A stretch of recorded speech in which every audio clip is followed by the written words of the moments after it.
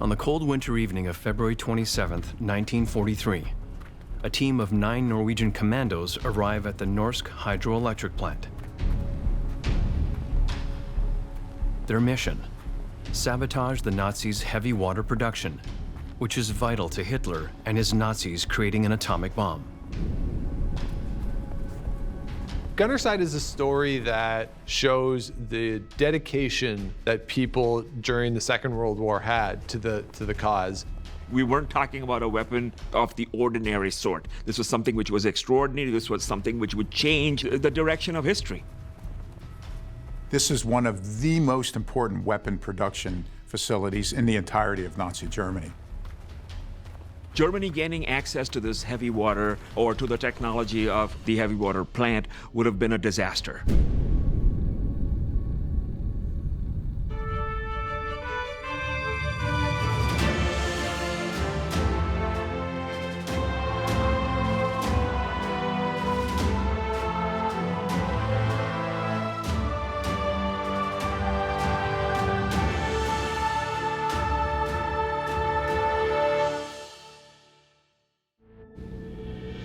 In 1911 in Norway, they built the Vemork hydroelectric plant, which was a massive, massive facility. Initially, we know it's there as a fertilization factory, as a hydroelectric facility, but the byproduct of which, heavy water, has become the raison d'etre of the plant. And this scientific gold mine, really, for want of a better expression, is, of course, courtesy of the know-how of several Norwegian scientists. Scientists in the early 1930s discovered that Vemork's facility's byproduct is heavy water, a form of water with a unique atomic structure and properties which can be used in the production of nuclear power and weapons. It's really another route to it. Instead of using graphite as a motoring element, it involves a deuterium oxide or heavy water. And the whole design there is to control the process of fission so that it doesn't go boom. Harnessing something that's potentially fatal on a macro scale, with this heavy water being the catalyst for that, this alternative isotope of hydrogen. Leif Tronstad, a Norwegian scientist, is a celebrated scientist, and he's the brilliant mind behind the idea of the heavy water process. The head of Norsk Hydro enlists Tronstad to design a new building at the Vemork plant, dedicated to producing heavy water on an industrial scale. Around the same time, a seismic shift in Europe is about to happen, as Germany elects a new leader.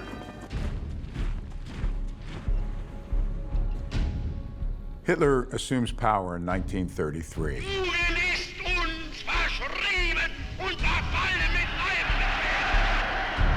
Hitler's Nazi regime is brutal. Almost immediately, they begin to root out any kind of opposition that they feel is political or social. As the grip of the regime tightens, many scientists, particularly Jewish, flee the country to pursue their work beyond the Nazi grasp.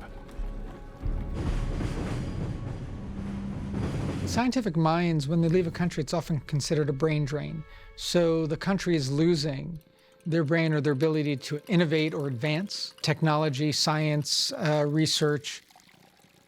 Germany becomes inhospitable for so many scientists, particularly these Jewish scientists, and somebody like Albert Einstein does have to leave so that he can continue to not only be a scientist, but just live his life. Despite many bright minds fleeing the country, those loyal to the Nazi regime stay behind to continue their work. A number of scientists working on the development of nuclear energy make a revolutionary yet terrifying discovery that could give Hitler the ultimate weapon. But they were missing one key element. Meanwhile, Tronstad's designs at Vemork become a reality. And with the new 8-story plant complete, the station now has a designated heavy water production site. French and German scientists expressed their interest in obtaining large quantities for their nuclear energy programs. Everyone who is in the region wants access to the water because it's so necessary. Harnessing something that's potentially fatal on a macro scale, with this heavy water being the catalyst for that. German policies became increasingly hostile towards Jews, homosexuals, and disabled people during the mid to late 1930s. Ideals of racial superiority and ultranationalism start to become more and more prevalent throughout the country.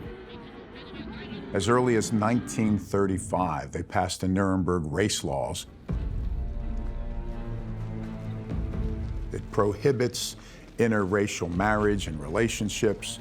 It prohibits other non-Aryan races or groups of people from holding jobs in the law and medicine and academia.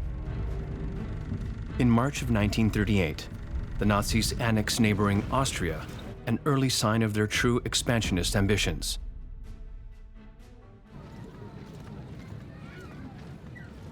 Later that year, German scientists Otto Hahn and Fritz Strassmann make the breakthrough discovery of nuclear fission at their laboratory in Berlin.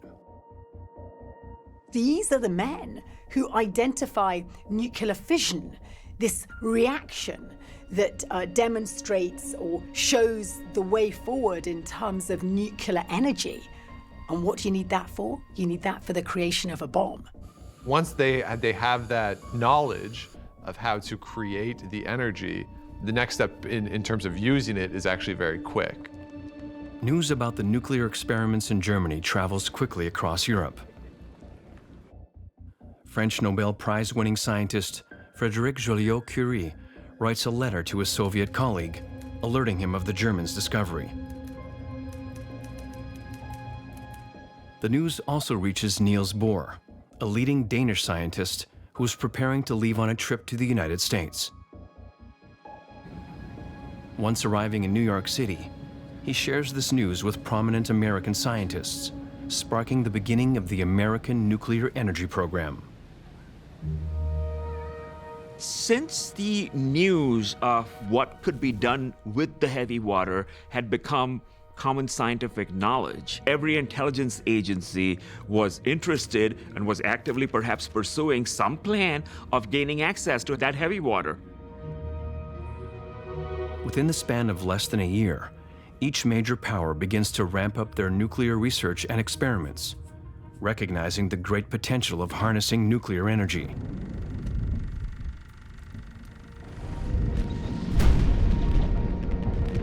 In September 1939, not long after the race to harness nuclear energy, Germany's expansionist ambitions enter their next phase. Hitler invades Poland and the ball game begins.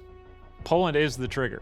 A lot of people did not want to go to war because they remembered the First World War. But because Poland was invaded, Britain, France, they have to fight back.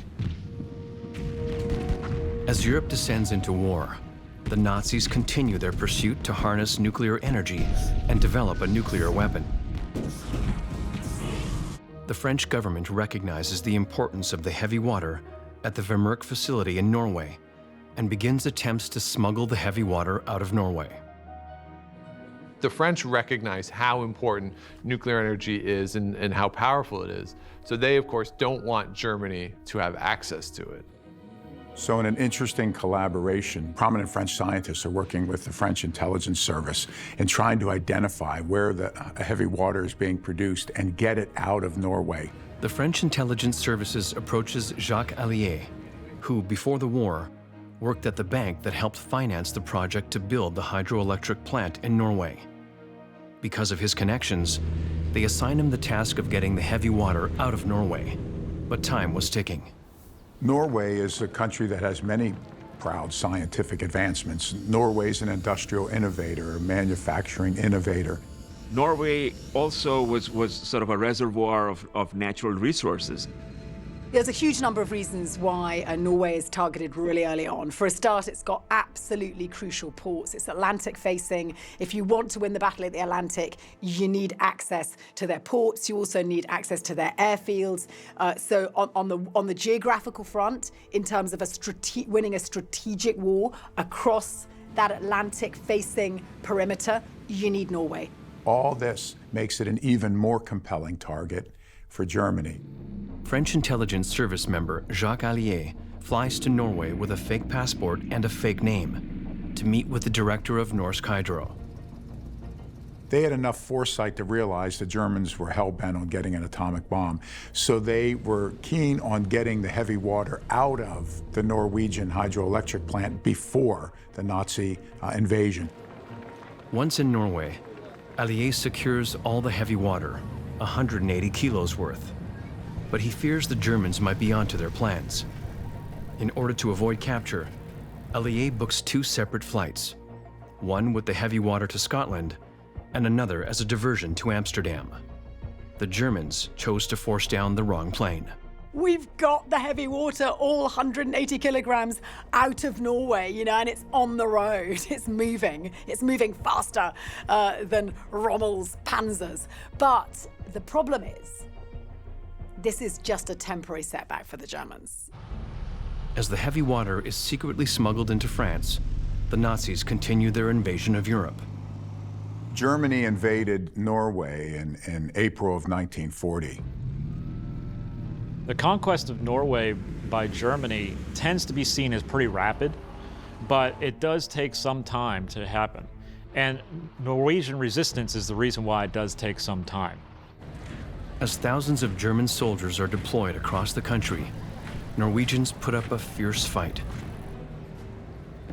Leading some of the resistance is Leif Tronstad, the scientist who helped develop the heavy water process at Vemork.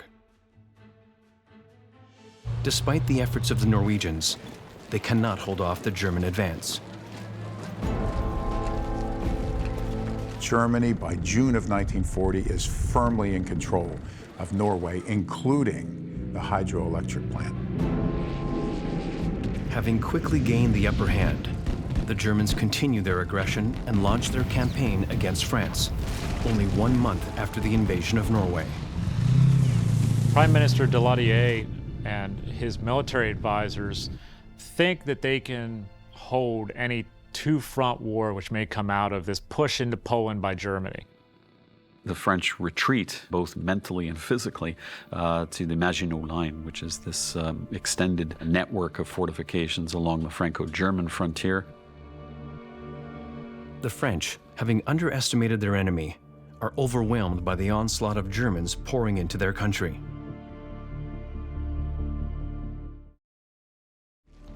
As the Germans begin their march to Paris, Curie worries that the stolen heavy water, hidden in France, will fall into the Nazis' hands.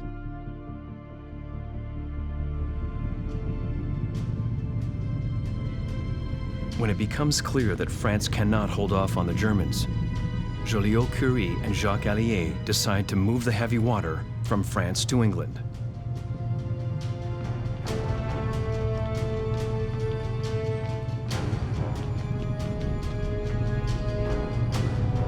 The problem, of course, is France is overrun and Paris is taken over by the Nazis. Fortunately, Allier avoids Paris, and the heavy water is met in Bordeaux by a British cargo ship and is safely smuggled to England.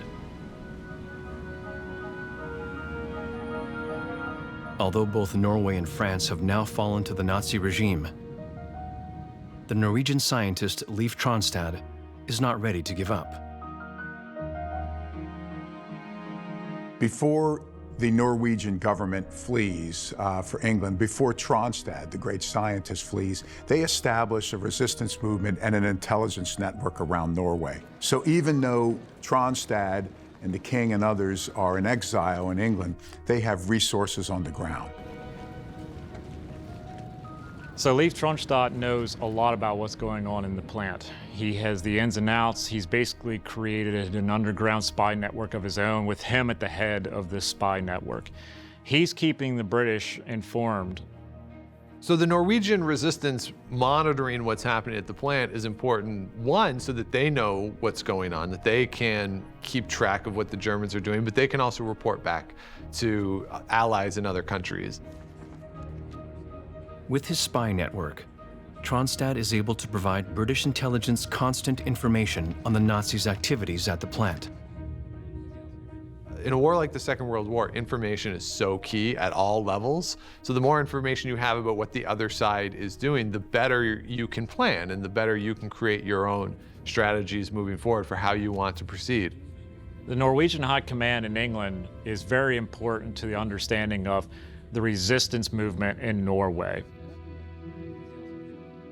Once in exile, Leif Tronstad and the Norwegian High Command work closely with the British SOE, known as Special Operations Executive. Special Operations Executive is basically counterintelligence, insurgency inside of a foreign country. They assist with resistance movements in country, for example, Norway and France. Having had to withdraw his troops from France after the Nazis' rapid invasion, British Prime Minister Winston Churchill recognizes the potential of the SOE. For Winston Churchill, something like the SOE is a great way to hit back at the Nazis without having to worry about invasion at the time. Essentially functioning as an underground army, the SOE is primarily made up of civilian volunteers. One of the key groups in the SOE is known as Company Linge, which consists of mainly Norwegians who fled to England after the German invasion of Norway. Of course people would volunteer. Their nations had already capitulated. There was no national army to join. So to escape to London, to fight some force, to join some force which would fight the Nazis, would be something which would be on the top of the mind of many of these people.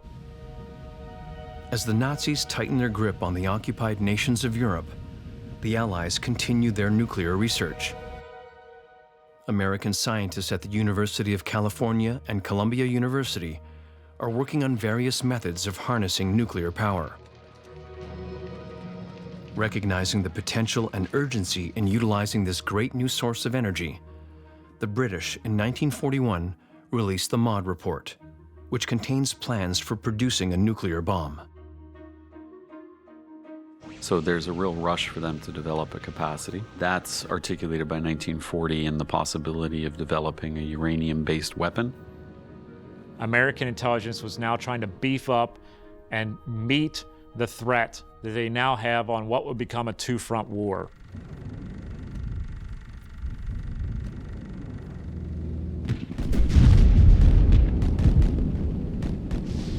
December 1941, the Japanese attack Pearl Harbor and the Americans enter the war. A state of war has existed between the United States and the Japanese Empire.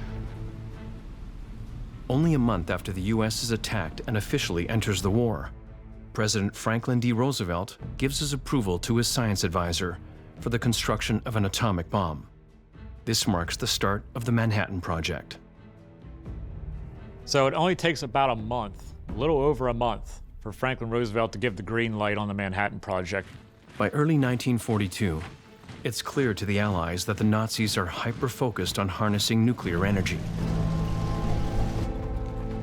The Norwegian Resistance and Intelligence Network that Tronstad helps to develop, they're providing regular updates to him while he's in England. One of the most disturbing is that Germany has dedicated itself to ramping up the production of heavy water in the hydroelectric plant. The Germans start seriously focusing on the production of not just heavy water. They establish a uranium club. They're looking at all the different possible ways enriching uranium. They're looking at the production of these isotopes. They're looking at heavy water. They are not closing down any options. After receiving the concerning reports coming out of Norway, Leif Tronstad suggests a small targeted operation to stop the Nazis' heavy water production. His report lands on the desk of the British Prime Minister. Winston Churchill decides in 1942 that Vemork is a key target. It is where the heavy water is produced for the atomic weapons. So the German operations at Vemork are a threat to the Allies. There's no question about that. So the organization that really takes the lead in trying to prevent Germany from getting the heavy water and from trying to sabotage this hydroelectric plant is the SOE, that's the Special Operations Executive. In the meantime, conditions in Norway are getting worse. In October 1942, the Nazis begin rounding up Jews in Norway. More than a third of Norway's 2,100 Jews were deported to death camps during the war. Tronstad and other Norwegian resistant members are desperate to do something for their country. So yet another tragedy is the construction of concentration camps, followed by the mass construction of concentration camps. There were a number of camps, Dachau, Auschwitz, and others that had 10, 20, hundreds of satellite camps. By 1942, the complexion of the war was changing. On the Eastern Front, Hitler planned the invasion of the Soviet Union, an ambitious, if ever there was one, strategy. Operation Barbarossa, but that would not work out. In February 1943, the Germans suffer a major defeat on the Eastern Front at Stalingrad.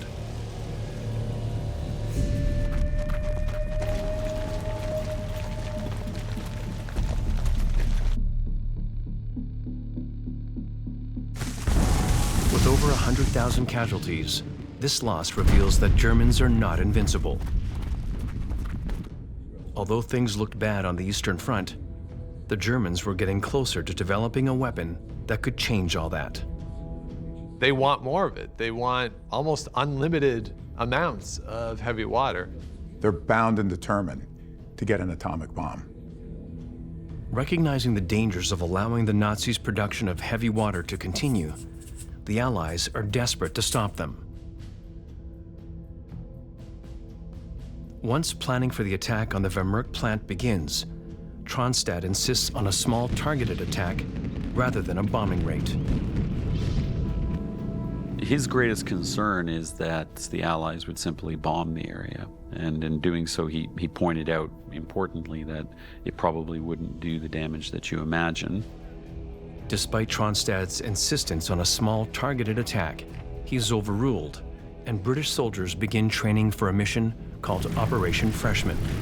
Now, how do you best eliminate a plant that's hard to reach? It's sitting at the bottom of an 8-story reinforced building. It's surrounded by Norwegian civilians, and as a bombing target is at best unlikely. The thinking is, well, you'll send in an elite task force with gliders.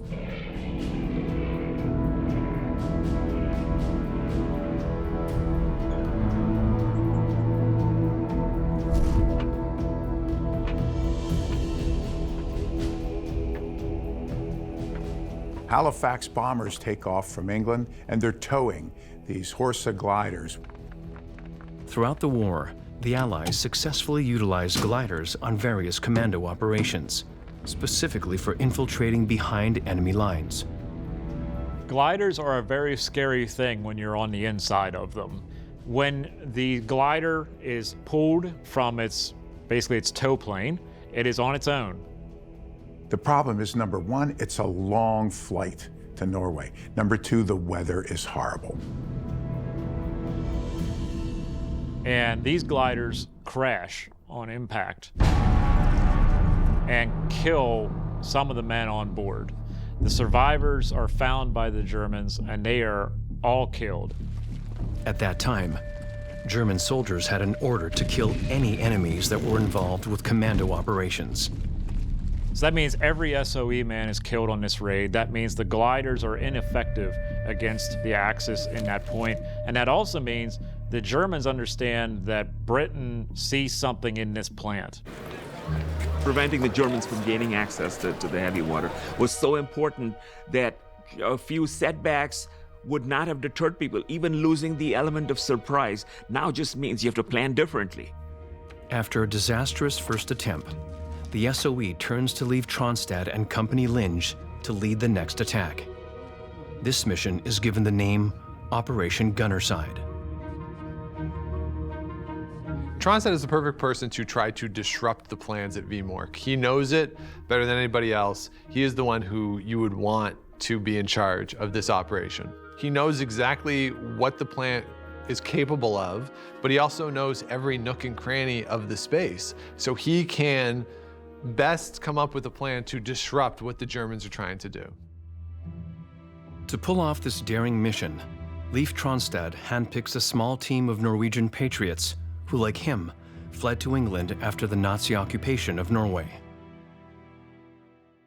The Gunnerside team is led by 23-year-old Joachim Raunberg. He's joined by Klaus Hellberg, a 24-year-old who had grown up in the area around Vemork and worked as a tour guide in the surrounding mountains prior to the war. As well as Knut Hauklid, Frederick Kaiser, Birje Stromsheim, and other members of the explosives team. They are not formerly military trained men. They're even better than that. They are a hybrid. They are physically fit, they are young, and they have extraordinary powers of motivation because they are local and this is their patch. They want to protect it. And they are trying to fight back against the Nazis for their country where this takes place. That makes it even more personal. Having an intimate knowledge of the Vemork facility, Tronstad proposes that the team target the heavy water cylinders located in the plant's basement. Tronstad knows the hydroelectric plant. So if the French, if the British, if the Americans, if the Allies are trying to get into and sabotage this plant, Tronstad becomes invaluable. Tronstad suggests they blow up the heavy water cylinders with explosives to ensure they halt the Nazis' heavy water production. The team will then escape to Sweden. If you want precision, you have to have precise information. This kind of information could only be provided through reconnaissance photos. You need highly skilled intelligence to understand the way in, the way out, and where things are located inside the building. The documents provided by Norwegian resistance at Vemork reveal that 18 cylinders need to be destroyed. With the massive increase in heavy water production, each one of these cylinders will be filled to the brim. Every one of the cylinders housing this water needs to be taken out. Therefore, the commandos have to go through some rigorous training. They're practicing forging rivers. They're practicing mountain climbing. They're camping, they're hiking. Their physical fitness requirements are extraordinary. They do reconnaissance in the woods, they do code and cipher, they're taught how to read each other's communications, they're taught how to use guns, how to use metal cutters, they are taught how to climb rock faces, they already know how to ski. In many respects, they are, if you like, your Renaissance fighters, because they don't just hold a gun and do close combat fighting, but they have what's up here, knowledge of the local area, and ability to outsmart the enemy. Before the official operation begins, a few of the Gunnerside team members are sent to the Norwegian mountain wilderness surrounding Vemork to survey and prepare for the attack. The whole mission kicks off on February 16th, 1943, as 6 Norwegians parachute onto the Norwegian countryside. Time is of the essence. With every passing day, the Germans are ramping up and producing more and more heavy water. The Operation Gunnerside team parachute into the Telemark region of Norway, into an area far away from any German patrol points. Their first task is to rendezvous with their teammates who arrived months earlier and are waiting for them in a cabin. So these men who just parachuted into Norway have to traverse 60 kilometers of land to get to the cabin. This is nothing easy. This is not like taking a walk in the park. The cabin where the Gunnerside team will begin their mission is located on the Hardangervidda Plateau. Legends say that this mountain plateau grows so cold that it freezes flames in a fire. Most of the hardship was up on the plateau getting there, where there really weren't any options, where the blizzard locked them in. What else were they going to do? At this stage of the mission, the most important equipment they have are skis. Skiing is synonymous with Norway. If there were non-skiers on that team, they would have perished.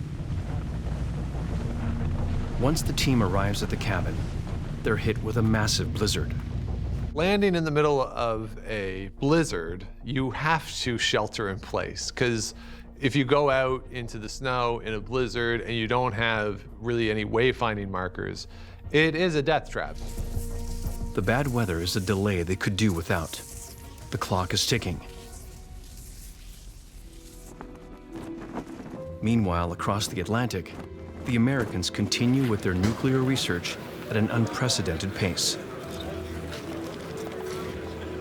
The Americans have multiple facilities, secret and semi-secret facilities around the country to develop this, from a big processing plant for uranium in the mountains of Tennessee to the University of Chicago, where some of the world's greatest physicists were gathering to work on the next steps in developing an atomic bomb. With Manhattan successfully underway, the Americans and the British become increasingly convinced that they'll be the first to develop a military capacity, a bomb for this, and that's exactly what happens. The Allies have no idea how close the Germans are to developing their own atomic bomb. So it's essential for Operation Gunnerside to be a success. After holding up in the cabin for a week, the weather clears, and the Gunnerside team begin their journey. We hear about raids in the modern era, going in and finding a target, maybe being there on the ground for 2 to 4 hours and then being extracted. This raid takes well over a week. During their training with the SOE, the Gunnerside team was shown diagrams and life-size replicas of the heavy water cylinders. They decide the best way to destroy them are with plastic explosives. So the use of plastic explosives allows them to carry it throughout this whole operation, making the entire thing easier because they are lighter, they're more portable. These explosives also allow for a precise and targeted explosion to take place, avoiding unnecessary damage or harm to civilians and workers at the plant, something that was essential to Tronstad and his team. Tronstad doesn't want an air raid. He doesn't want anything that will create mass destruction to Norway. He understands that if you send in ground troops or you do mass air raids in Norway, that it's going to take years and probably decades to recover from that. During their 40-mile journey to Vemork, the Gunnerside team skis by day and rests by night. They finally reach the gorge near the waterfall located just south of the Vemork heavy water plant. That would be an intimidating thing to see. When you get to the plant, you see the waterfall, you finally are back there. It would have been an overwhelming moment, I imagine.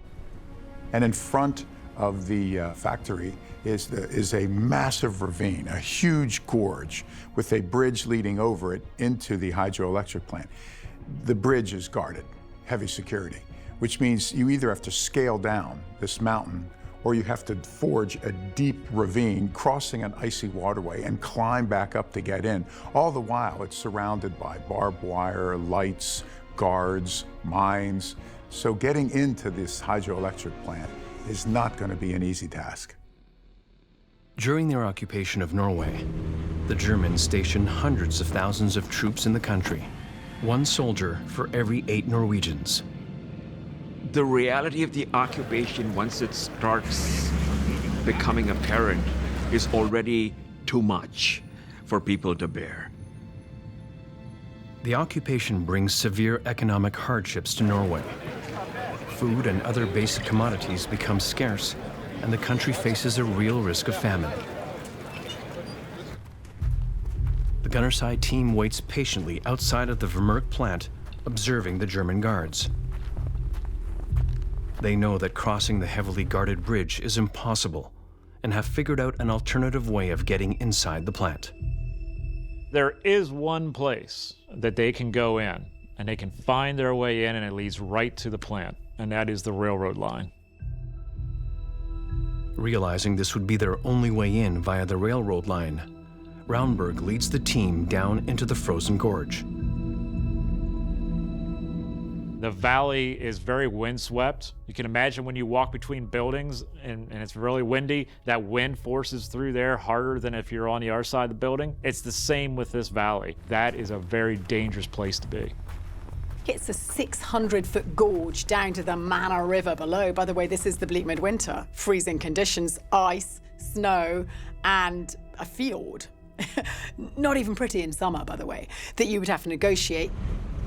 But once the men have successfully climbed down the gorge, the river presents a new challenge. You have to partially go in the water. So remember how cold it is outside. Think of how cold the water is. And then when you get out of this, now you're windswept and you're partially wet. Although with the real risk of hypothermia, Raunberg pushes his men on. As even after the river, they still have a frozen 600-foot cliff to climb, which leads right to the railroad line.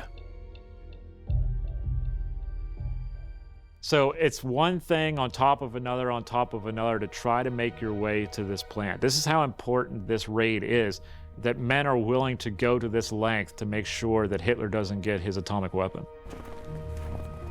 Incredibly, Raunberg and his men make it all the way across the gorge and reach the railway line.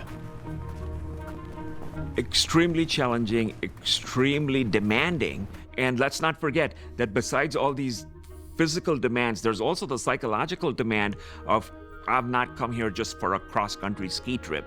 I actually have to go up and blow up a heavy water plant guarded by Germans. At around midnight on February 28, 1943, the Gunnerside team is ready to enter the heavy water plant. So the team decides to split basically half and half. There's a covering squad, provide protection, and then there's the actual team that's going to set the explosives. The team that's going to set the explosives knows from Tronstad where to go. Thanks to his reconnaissance, they know they can enter the plant via an unguarded utility tunnel. They sneak through the narrow utility tunnel with their explosives and finally gain access to the building. Until the last minute, they have to make adjustments and they have to tweak their plan and respond to the situation as it is developing. And they are now within sight, and all that remains is to blow up the cylinders. There's Germans around, you're probably scared, you're making this dash, you know that you have to be quick, and any small change to the plan could throw off the entire thing.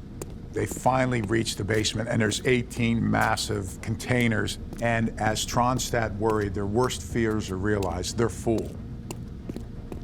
The commandos run into one person, one of the Norwegians who's working inside the plant, and they confront him, guns drawn because they're doing their raid, and the Norwegian actually asks what they're doing. They tell them that they're there to blow up the facility and blow up the heavy water cylinders. And the Norwegian asks, "Are you here to kill me and all of us too?" And they say, "No, we're not here to kill you." It was very important to Tronstad and others that innocent Norwegians aren't killed in this raid. The Germans at the Vemork plant are almost exclusively guards, while the people doing the actual work of creating the heavy water are all Norwegian workers. During Germany's occupation of Norway, many Norwegians are forced to work in factories to help the German war effort. Norwegians are prohibited from flying the Norwegian flag, singing their national anthem, and even reading literature that the Germans deem inappropriate can get you sentenced to death. The living conditions during the Nazi reign, it was deplorable. Shortages of medicine, shortages of food, people lost their jobs, homes were confiscated, freedoms and rights were curtailed, and on a drop of a dime, anybody could be accused of disloyalty. German soldiers parading through the capital. It was a horrific moment for the people of Norway.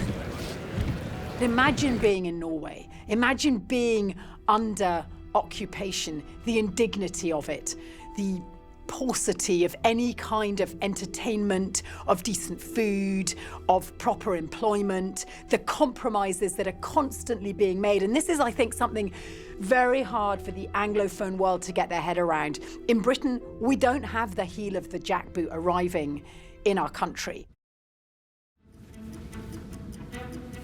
In the basement of the heavy water plant, Raunberg begins to set up the explosives. Everything has led up to these crucial final moments, and time is of the essence.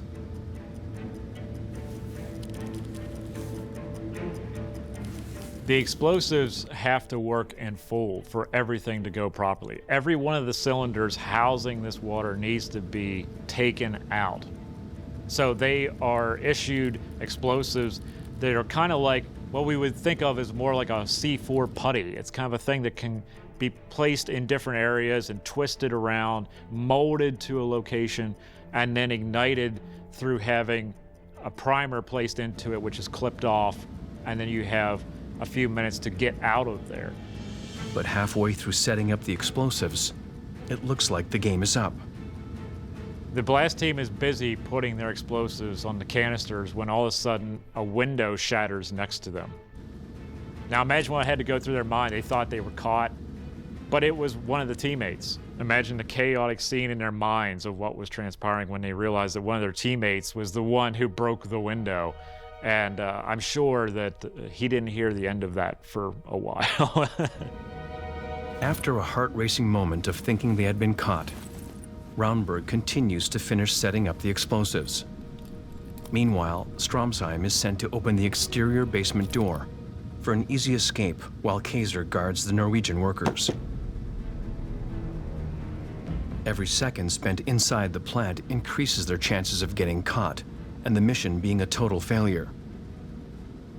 Once Raunberg is finished setting up all the explosives, he cuts the fuse down from 2 minutes to 30 seconds.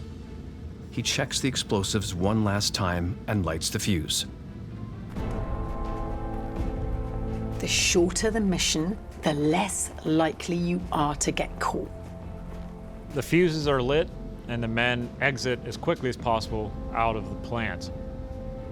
I have no idea how these commandos managed to do this. To set the fuse for 30 seconds when you're in the basement of a massive hydroelectric factory teeming with Nazi guards, there's so much that could have gone wrong. But they managed to get out of the hydroelectric plant. As they run out of the plant about 20 meters or so, they hear this distant thunk. It's not a loud bang, it's not a big explosion, it's a nice little thump. And they think, well, that's it. That must be the explosions that are going off. They're far enough away so the Germans don't see them at the time. And one German kind of looks around, and they see this guard just looking around, wondering what's going on. He appears to be thinking about what that may have been. The Gunnerside team makes their escape from the Vemork facility, and alarms eventually begin to go off. Within an hour, the facility's chief engineer and German guards arrive in the basement to find the damaged heavy water cylinders. So it's a perfect getaway for something that sounds like it's out of a spy novel, and it works to perfection in that way. The charges are laid, cylinders are broken, the heavy water plant is disturbed for a while, and the men get away. Raunberg and his team retrace their steps through the gorge and quickly get as far away from the Vemork facility as they can.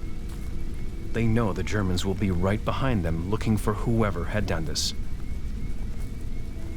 It's a highly successful operation, especially considering the odds and considering that this was somewhat telegraphed, meaning that because of the earlier failure, the Germans knew that it was a target and yet still weren't able to prevent, these very brave men from carrying out an operation of that nature. When you think about the whole story, you think about the distances that had to be traversed and then the precision with which the plant was targeted. The mission's a success. There's a massive amount of heavy water that literally goes down the drain. A top German general, von Falkenhorst, comes to inspect the damage. He ends up saying it's a quote-unquote most splendid coup. The response of it, oh, it's a splendid coup, it shows that at some level there is respect between combatants in the middle of a war.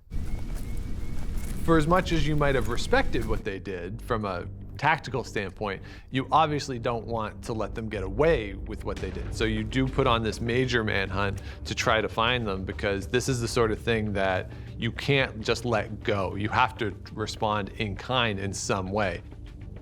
3,000 soldiers are brought in to hunt down this handful of commandos in Norway. And to make the story even more compelling, the commandos managed to elude thousands of German soldiers combing the forests and countryside looking for them. Although the Germans vastly outnumber the Gunnerside team in both people and resources, Raunberg and his team managed to elude the Germans and make their escape.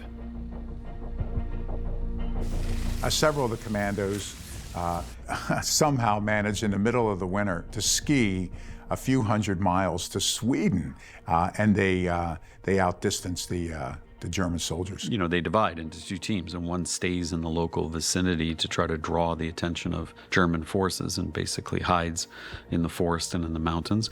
And then the other team skis to Sweden. It's a pure victory. It's a wonderful local moral high point. Norwegians fighting back on the inside against their German occupiers. And then, of course, they are on skis, they separate, they spread out. They are 9 little needles in a haystack. Having successfully sabotaged the Vemork plant, Raunberg, Kaiser, Stromsheim, and Haukli make their escape to Sweden. Sweden is next to Norway. It's a fellow Scandinavian country. It's neutral. And from Sweden, the commandos can get out without being detected. Also importantly, even though Sweden's neutral, it's assisting the Allies in various ways, and there's an active resistance movement in Sweden, and they're helping to train the Norwegian resistance and intelligence counter forces. News of the mission reaches the Allies, as well as Leif Tronstad back in London, and of course it's welcome news. The message Tronstad receives reads, "Operation carried out with 100% success. High concentration plant completely destroyed. Shots not exchanged, since the Germans didn't realize anything. Germans do not appear to know whence the party came or whither they disappeared."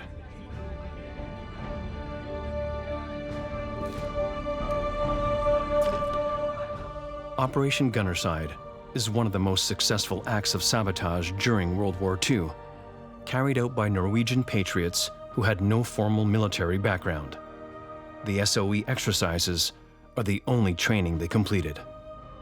It was a clean victory, and that is the message that is transmitted back to Britain.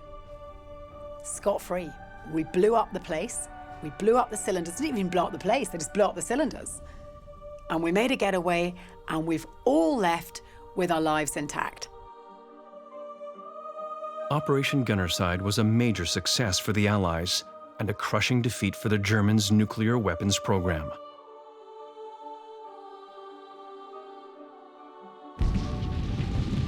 Throughout the German occupation of Norway, the Norwegian resistance proves to be a crucial asset to the Allied forces. What starts as a small sabotage unit will eventually grow into a full-on military force by the end of the war. Some of the other victories for the Norwegian resistance includes the destruction of 2 major German warships, called the Bismarck and the Tirpitz. The Norwegian resistance comes out of that uniquely kind of Norwegian sense of identity, which means that they were not willing to be just assimilated into the Germanic Reich. Although Operation Gunnerside was a success, by May 1943, the heavy water production facilities were rebuilt and operating once again. Later that year, in November, 140 American bombers flew over and bombed the plant. Unfortunately, 22 Norwegian civilians were killed, the exact tragedy Tronstad had hoped to avoid. But this bombing raid finally crushes Hitler's aspiration to build an atomic bomb once and for all, as the German dictator has major problems elsewhere, and troops are taken out of Norway. Norway is no longer the priority that it was early in the war, so they have to shift people out of Norway, which is a response to what is happening elsewhere in the war. So, you know, nothing's going right for the Germans in that capacity, and a place like Norway becomes increasingly indefensible. While the Germans retreat from Norway, Leif Tronstad continues with his work in the Norwegian resistance, this time taking part in Operation Sunshine, an operation to protect essential installations and particularly power stations from being destroyed by retreating German forces. Tragically, Tronstad will be killed during this mission.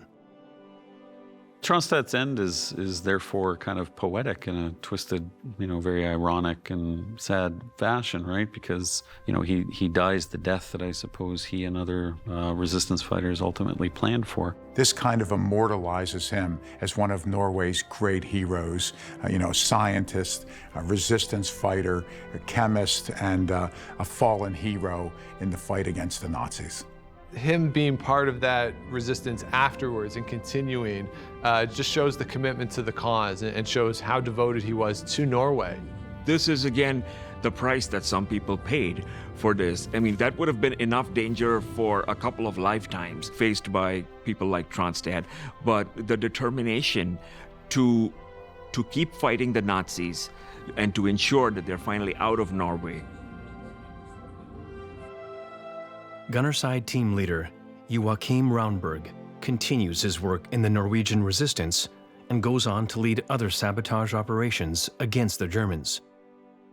It is not until 1945 when he was awarded Norway's highest military decoration, the War Cross with Sword, that he realizes the significance of what he and his Gunnerside teammates had achieved. Operation Gunnerside, the brainchild of Leif Kronstad, was a truly amazing act of sabotage. This unorthodox frontline battle was a pivotal moment during World War II, putting a major dent in Nazi Germany's atomic plans and undoubtedly changing the course of the war. The course of history would have been completely different in a terrifying sort of way. Gunnerside is a story that shows the dedication that people during the Second World War had to the cause.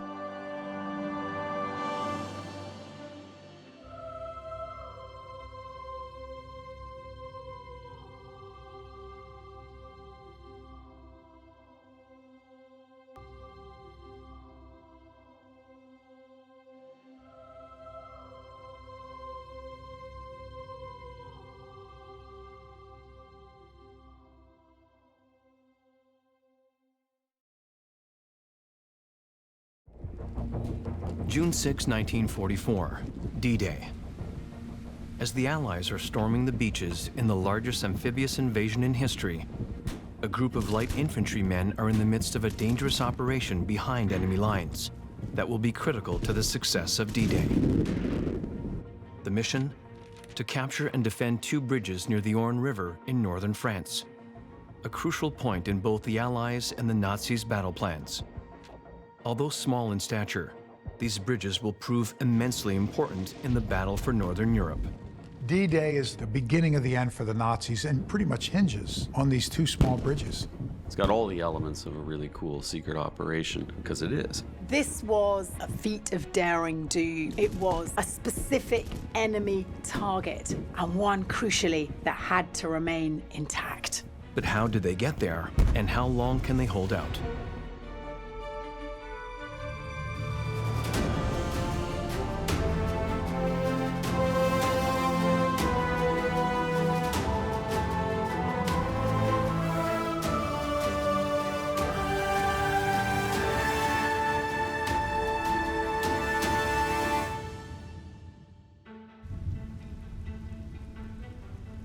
June 5, 1944, just before midnight, only hours before the planned start of D-Day, 6 Horsa gliders towed by Halifax bombers take off from RAF Tarrant Rushton in Dorset, England.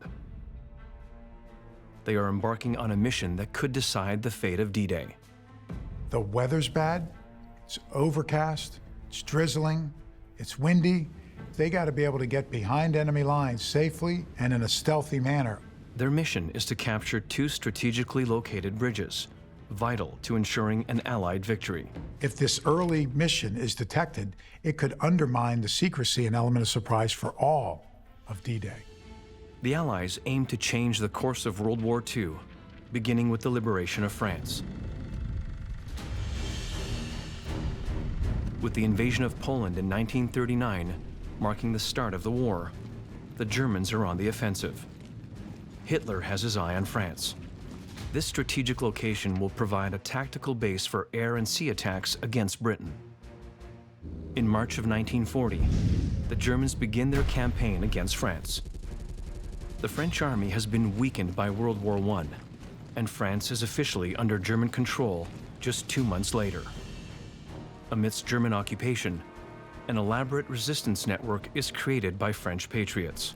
They're the unsung heroes of World War II. Men and women, regular people now fighting against Nazi occupation, belonging to organized resistance groups like the Maquis or Alliance.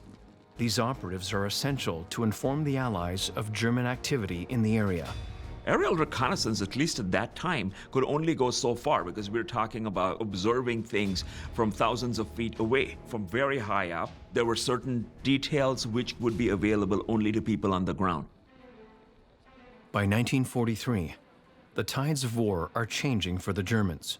This is not Germany of 1939. This is a nation ravaged by war. Allied bombing has taken a significant toll, and their resources are seriously depleted.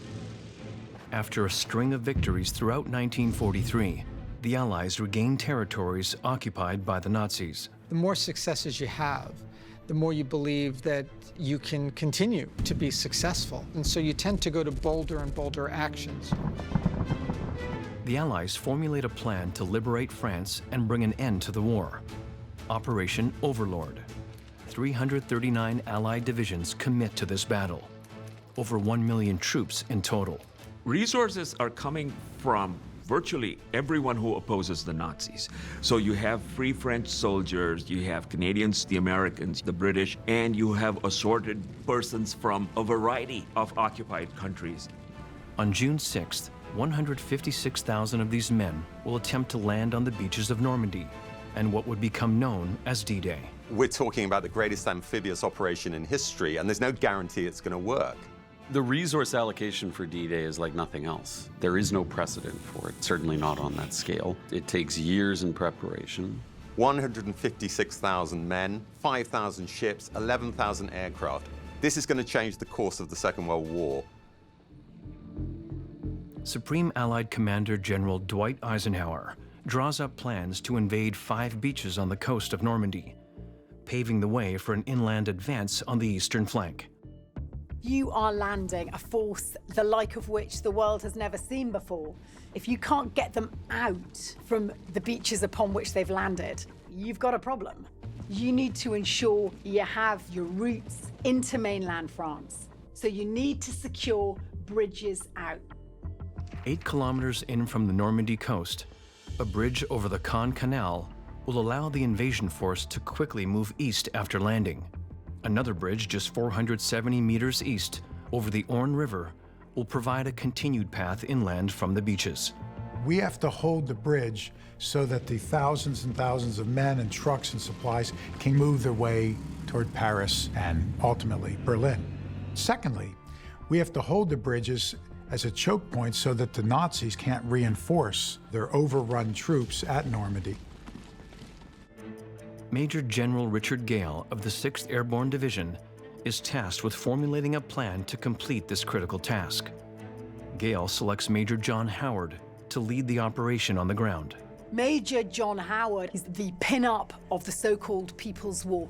He is the guy who's climbed up through the ranks through dint of personal endeavor and military acumen. And he's a team player. He looks out for his boys. He's the man you want at the helm. The initial plan was to capture the bridges using paratroopers, an idea that quickly falls by the wayside in favor of gliders. Transport plane can come in and drop down hundreds, thousands of men, but they're like dandelion seeds in the wind. Where are they going to end up? A glider, on the other hand, you're all landing in the same aircraft in the same place. You get out together, you're still one unit. Not a minute is lost. The glider is quiet, it has no engines, and it will be dropped off by a tug, that is a bomber pulling it, a fair distance away from where it's actually going to get to. But of course, a bomber makes noise, and the Allies had a cunning plan. The bombers continue on a slightly separate course and then drop bombs as if they're on a bombing run. And this, of course, was completely credible because that part of the coast was being bombed day after day after day in preparation for D-Day. It's a really smart decision by the British and starts this chain of events that certainly plays out very famously on the beaches on the morning of June the 6th. but a lot was going on the ground overnight further inland. And it really does start with those 181 guys taking off from Dorset. The force is comprised mostly of D Company of the Oxford and Buckinghamshire Light Infantry, the Ox and Bucks.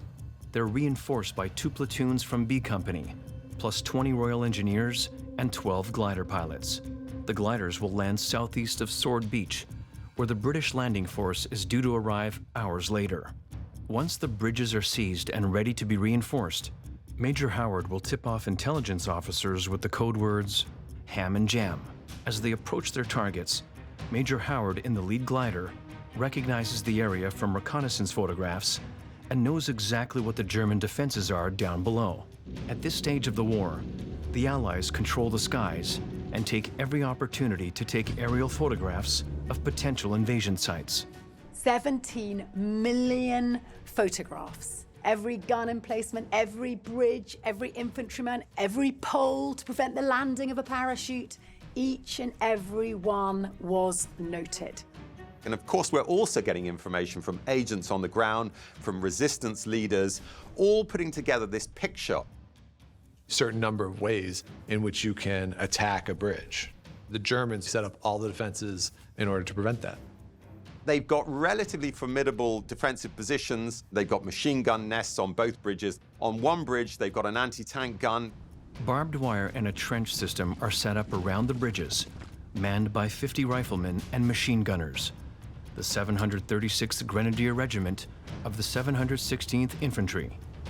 This unit is largely made up of poorly equipped men from German-occupied nations, with some older Germans mixed in. The German soldiers have instructions to destroy the bridges if necessary, to stop them from ending up in Allied hands.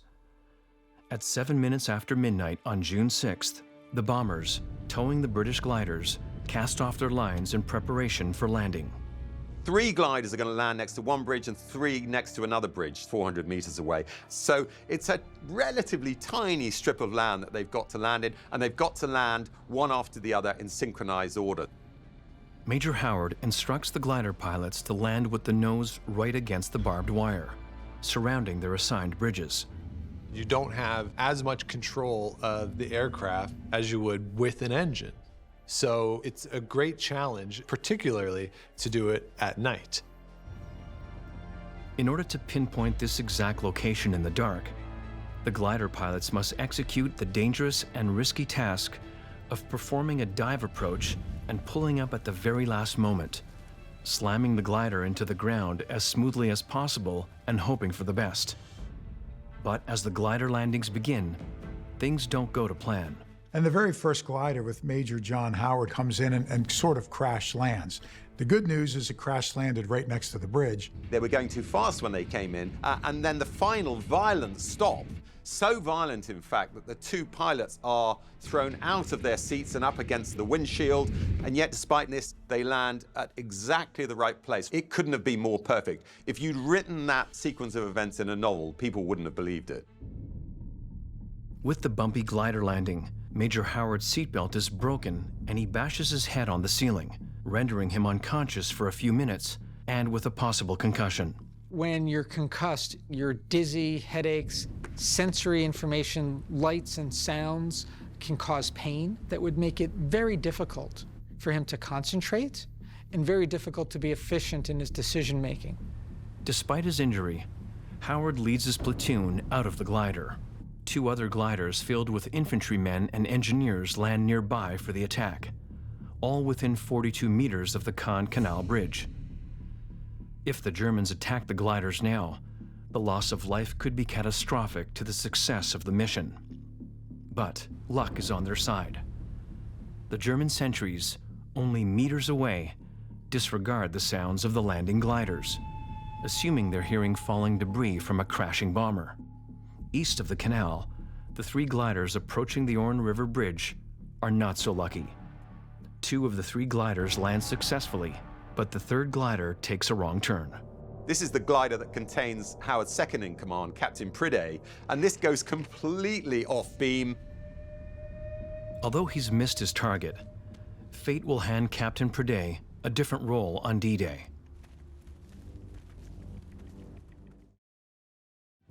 Meanwhile, at the Caen Canal, Major Howard's D Company troops rush towards the canal bridge. Leading the charge is Lieutenant Den Brotheridge, commanding the 1st Platoon across. He wants to be first across that bridge. He knows it's going to be dangerous, but he's going to be the man doing it. There are 2 German sentries. One of them manages to fire a flare, and then he's shot and killed. The other one runs. As they continue across the bridge, Brotheridge and his platoon are attacked by machine gun fire coming from the far side of the canal.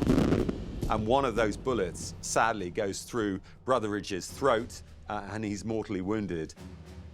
Lieutenant Brotheridge becomes the first battle casualty of D-Day, but his men are so dedicated to seizing the bridge that they don't even notice he's fallen until minutes later. Brotheridge's platoon continues across the bridge to take up a defensive position on the west bank as the Royal Engineers search for explosive charges on the bridge and cut their fuses. It's pretty much standard operating procedure that if you're assigned a key bridge like that, if you cannot hold it, you blow it up. The engineers would have to come in and secure those explosives so that the Germans could not do that. It would have been extremely dangerous when you're working with explosives that any wrong move could potentially be set off, or the Germans could just go ahead and actually blow up the bridge if they were so inclined. On the east bank, Howard's other 2 platoons clear bunkers and trenches with grenades and gunfire. The German defenders are overmatched. By 21 minutes after midnight, German resistance on the Caen Canal Bridge is over, and Major Howard's D Company, the Ox and Bucks, have full control of this critical throughway. Howard soon gets word that the nearby Orne River Bridge is also fully captured by his men. Fortunately, the defenders to that bridge don't put up even as much of a fight as they do on the Caen Canal Bridge, and they flee before there's even a shot fired. But a lone German soldier manages to survive the bridge attack and retreats to headquarters to inform his commander. Major Howard knows he's in for a tough night, defending these bridges. The Allied invasion of France is just hours away, and the Germans haven't got a clue about what's coming. It was a nasty night. They assumed that nobody was going to land, and boy, did they assume wrong. The Germans predict an Allied assault on France as early as 1942, but they are unable to predict exactly where and when it might be, so they bolster the defenses across the Western Front. For the last 2 years, one of the great obsessions of Hitler had been reinforcing this Atlantic Wall, this extraordinary concrete fortification that ran from Norway right down to the Franco-Spanish southern coast. That is a massive defensive structure. Thousands and thousands of landmines, thousands of machine gun nests, thousands of artillery. In early 1944, Hitler assigned one of his best men, Field Marshal Erwin Rommel, to improve the wall's defenses in preparation for an Allied attack. The highly decorated Rommel had earned the nickname the Desert Fox for his exploits as commander of the German forces in North Africa. The Germans suspect the attack will come at Pas de Calais, 350 kilometers east of the actual D-Day landing sites.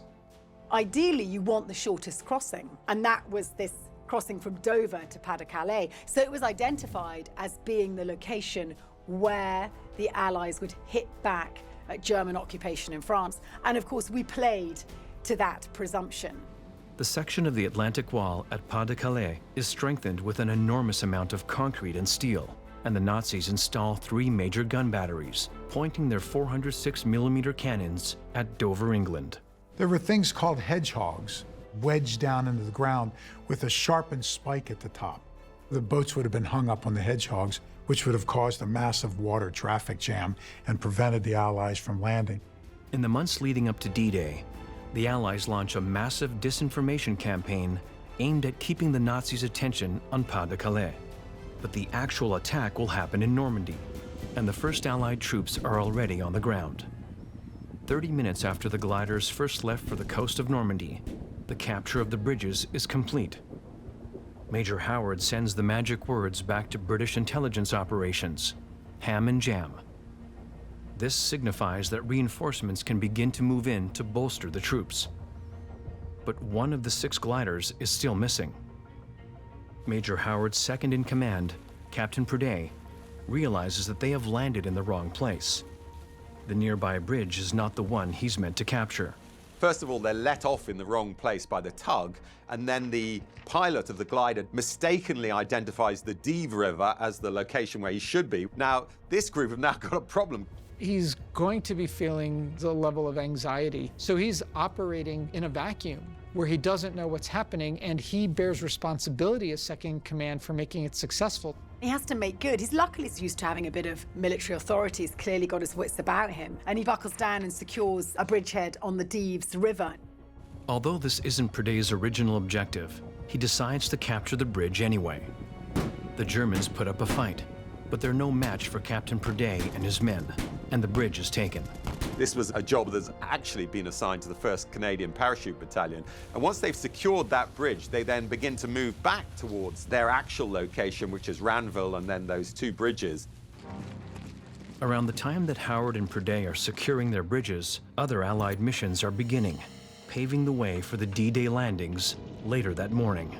A 1,200 airplane assault heads to the coast of France to target the Atlantic Wall. Where you send in the bombers in advance of the land invasion to compromise as best you can the German defenses. The more damage that you can inflict from the air, the more likelihood for success you have on that beach invasion. The bad news is this terrible weather. There's a lot of cloud cover, which makes bombing really tricky at best. And of course, you still have anti-aircraft defenses, which the Germans are manning, which makes your life a little bit of a nightmare. Meanwhile, at the Caen Canal and Orne River bridges, Major Howard and his men are braced for a German counterattack.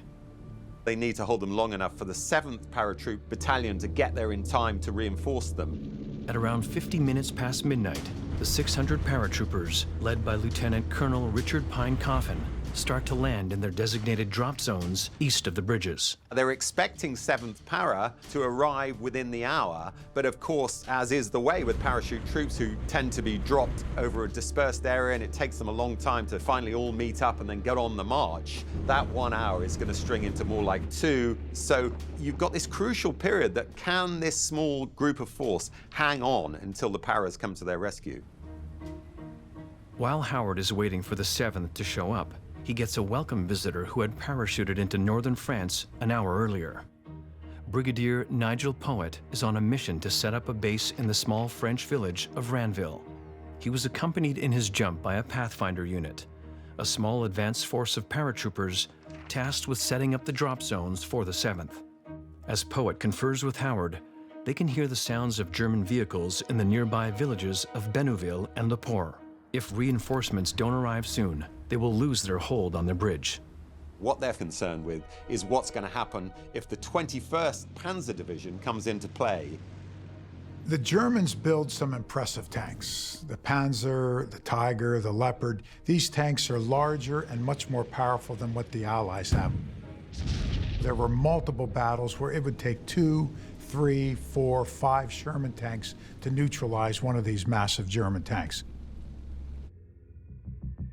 The commander of the German 716th Infantry is informed at 1:20 that the British are in control of the Orne River and the Caen Canal bridges, which are fully intact. To stop the Allies from encroaching, the commander attempts to order the 21st Panzer Division to defend the bridge landing areas. Now, if you could have counterattacked, they could have probably reclaimed them, but they couldn't because of this very complex command chain going right back to Berlin. One person has insisted no Panzer divisions will be moved without his order, and that, of course, is the dictator Adolf Hitler. He's asleep, and no one has the courage to wake him up. We know that this person had bouts of anger and would lash out sometimes at the bringers of bad news. So, understandably, his staff was a bit concerned about waking him up. Hitler's unwillingness to allow other people to make decisions speaks to a couple things. One, his just total ego, that he would not allow anybody else to do that. His also distrust of a lot of the people who were around him. Therefore, he had to be the one who made all the decisions. And ultimately, that was to the detriment of the German forces, because that is not a sustainable model for military decision-making. Although the Germans are aware that the Allies may attack northern France any time, they have no idea that June 6 is D-Day. And as the weather has taken a turn for the worst in early June, they're led into a false sense of security. They were so unconcerned that Nazi commander Erwin Rommel, in charge of the forces in Normandy, is not even in France at the time. He hops it back to Germany to give his wife a pair of shoes for her 50th birthday because he thinks that the weather simply isn't going to invite this unprecedented amphibious attack, and he gets it very wrong. The German forces are left in the hands of lower-ranked officials. If Rommel had been there, he may have ignored the fact that Hitler wasn't able to give an order or no one was prepared to wake him up. But he wasn't there, and his more junior commanders were not prepared to take that risk. Although the German commanders are not permitted to order the panzers to move, they are able to move the support units assigned to them, and so begins the German counteroffensive to recapture the bridges. The 125th Panzer Grenadiers is ordered to assemble just to the east of the Orne River, to wait for further instructions. The 192nd Panzer Grenadiers is ordered to move in from the west, recapture the bridges, and attack the parachute landing zones. These troops don't have any heavy armor or tanks, so they are reinforced here by two other units, the 1st Panzerjäger Company and parts of the 989th Heavy Artillery Battalion from the north. And they do have some armor, actually, and they eventually put together a small column of tanks. The Germans head towards the bridges, but having had a few hours to dig in, Howard's men are ready for an attack, and they got a good bit of luck. One of the weapons at Howard's disposal is the Piat, a handheld anti-tank gun. As the first tank comes into view, one of the troops from D Company fires. And incredibly, this charge explodes inside the tank and it blows up the ammunition. So there's an enormous explosion.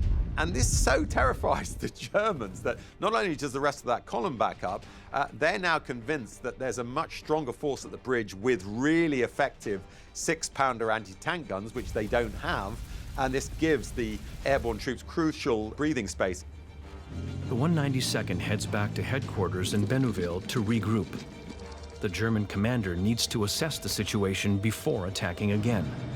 But the 192nd will return to the bridges. Having fought back the first attack, Howard and his men are relieved to see the first group of paratroopers from the 7th Battalion finally arriving at the bridge.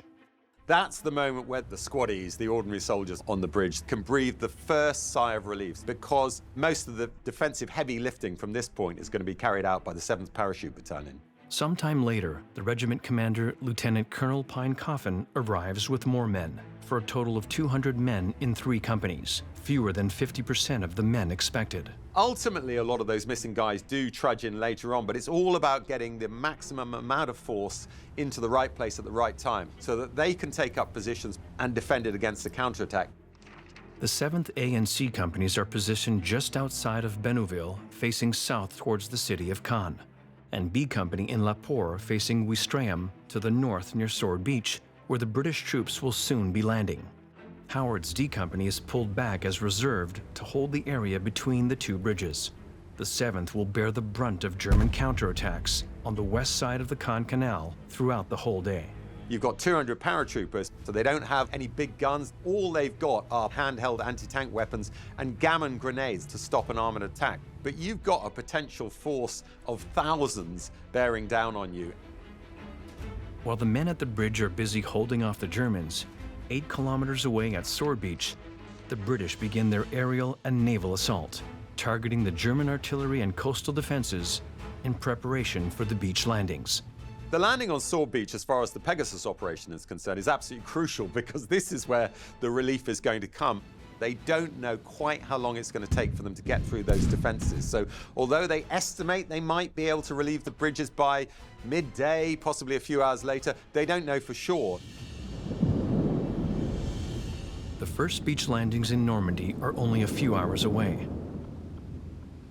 To ensure that the Germans have no idea where the actual planned invasion will occur, the Allies create one of the biggest deceptions ever carried out in military history. I think one of the keys to the success of D-Day is actually this incredibly sophisticated and ultimately very successful subterfuge operation known as Operation Fortitude. Operation Fortitude is a component of a massive disinformation campaign called Operation Bodyguard. In order to secure the truth that the Allies are planning this massive assault for Normandy, they have to go through an elaborate series of lies to convince the Germans that the attack is coming at Calais.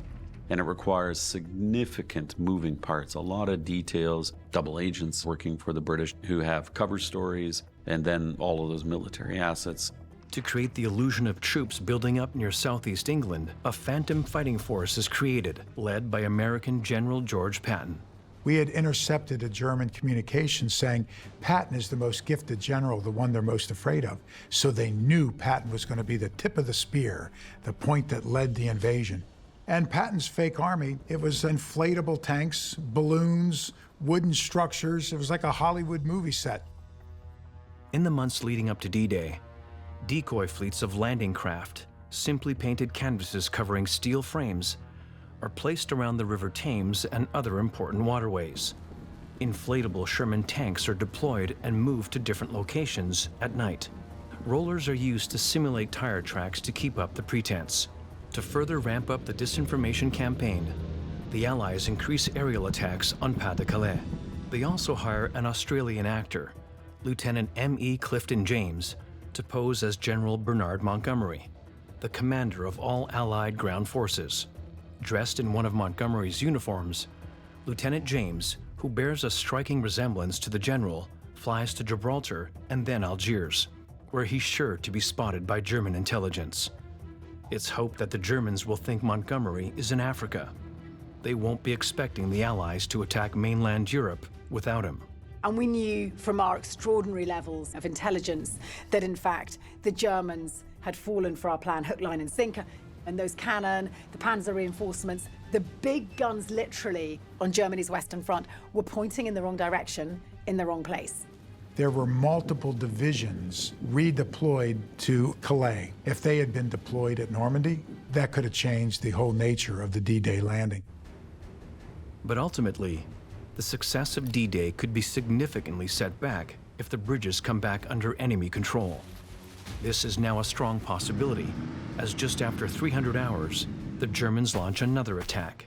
The newly arrived 7th paratroopers are facing an onslaught from a well-armed battalion of the 192nd Panzer Grenadier Regiment. As the battle rages, the 7th holds their own. But it's only a matter of time before the Germans receive permission to mobilize their panzers, and there's no way the 7th can defeat them. Every time they rebuff a German incursion, it depends on the toll it takes on them. As long as the toll is light, then you're going to continue to feel a series of successes, and it's going to strengthen your resolve and make you feel like this is doable. On the other hand, they're also in a hyper-alert state that is going to wear on them. This leads to what's called operational fatigue. The longer you're on, the more likely you are to make mistakes. As the battle for the bridges continues, French families in the dwellings dotted around the canal and river take cover in their houses. One such home on the west bank of the canal is Café Gondry, which is about to earn its place in history. It's a cafe which has served as a bit of a refuge for the German sentries who go in there to take break from their sentry duty. As soon as the fighting started, the cafe's owners, Georges and Thérèse Gondry, took shelter in the cellar with their 2 young children. Monsieur and Madame Gondry are actually sympathizers. They are in touch with the resistance and they've been handing over a certain amount of information. The information that would be gathered in these types of cafes would be through the conversations that were taking place between the German soldiers. They were excellent sources of intelligence, and this intelligence would then be carried to the French resistance, who could utilize it themselves or transmit it across the channel to the Allies. Not knowing who's prevailing outside, they're apprehensive when they hear a knock at their door. They're relieved to see 3 British soldiers. The Gondrys are eager to help the British liberators in any way they can, and the cafe is converted into an aid station as casualties are brought inside, away from enemy fire. Café Gondré becomes the first house in France to be liberated by the Allies as the beach landings begin. At 6:26, the Americans land on Omaha and Utah beaches. Their main objectives are to secure an 8-kilometer beachhead between Port-au-Bassin and the Vire River and to take the Cotentin Peninsula to the west. The force at Omaha is expected to battle a single German regiment, but instead, they're up against the entire 352nd Division and suffer the most casualties of all the beach landings. The way the German defenses were organized, one regiment would be in charge of this part of the Normandy coast, another regiment in this part, and so forth.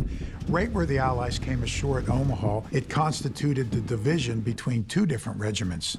So instead of fighting one, they ended up fighting two. But they somehow managed to come ashore and take the beach. Having failed to recapture the bridges, the Germans try a new tactic. The main hazard they had through the morning was from sniper fire. But D Company fights back, ironically using a German weapon against them.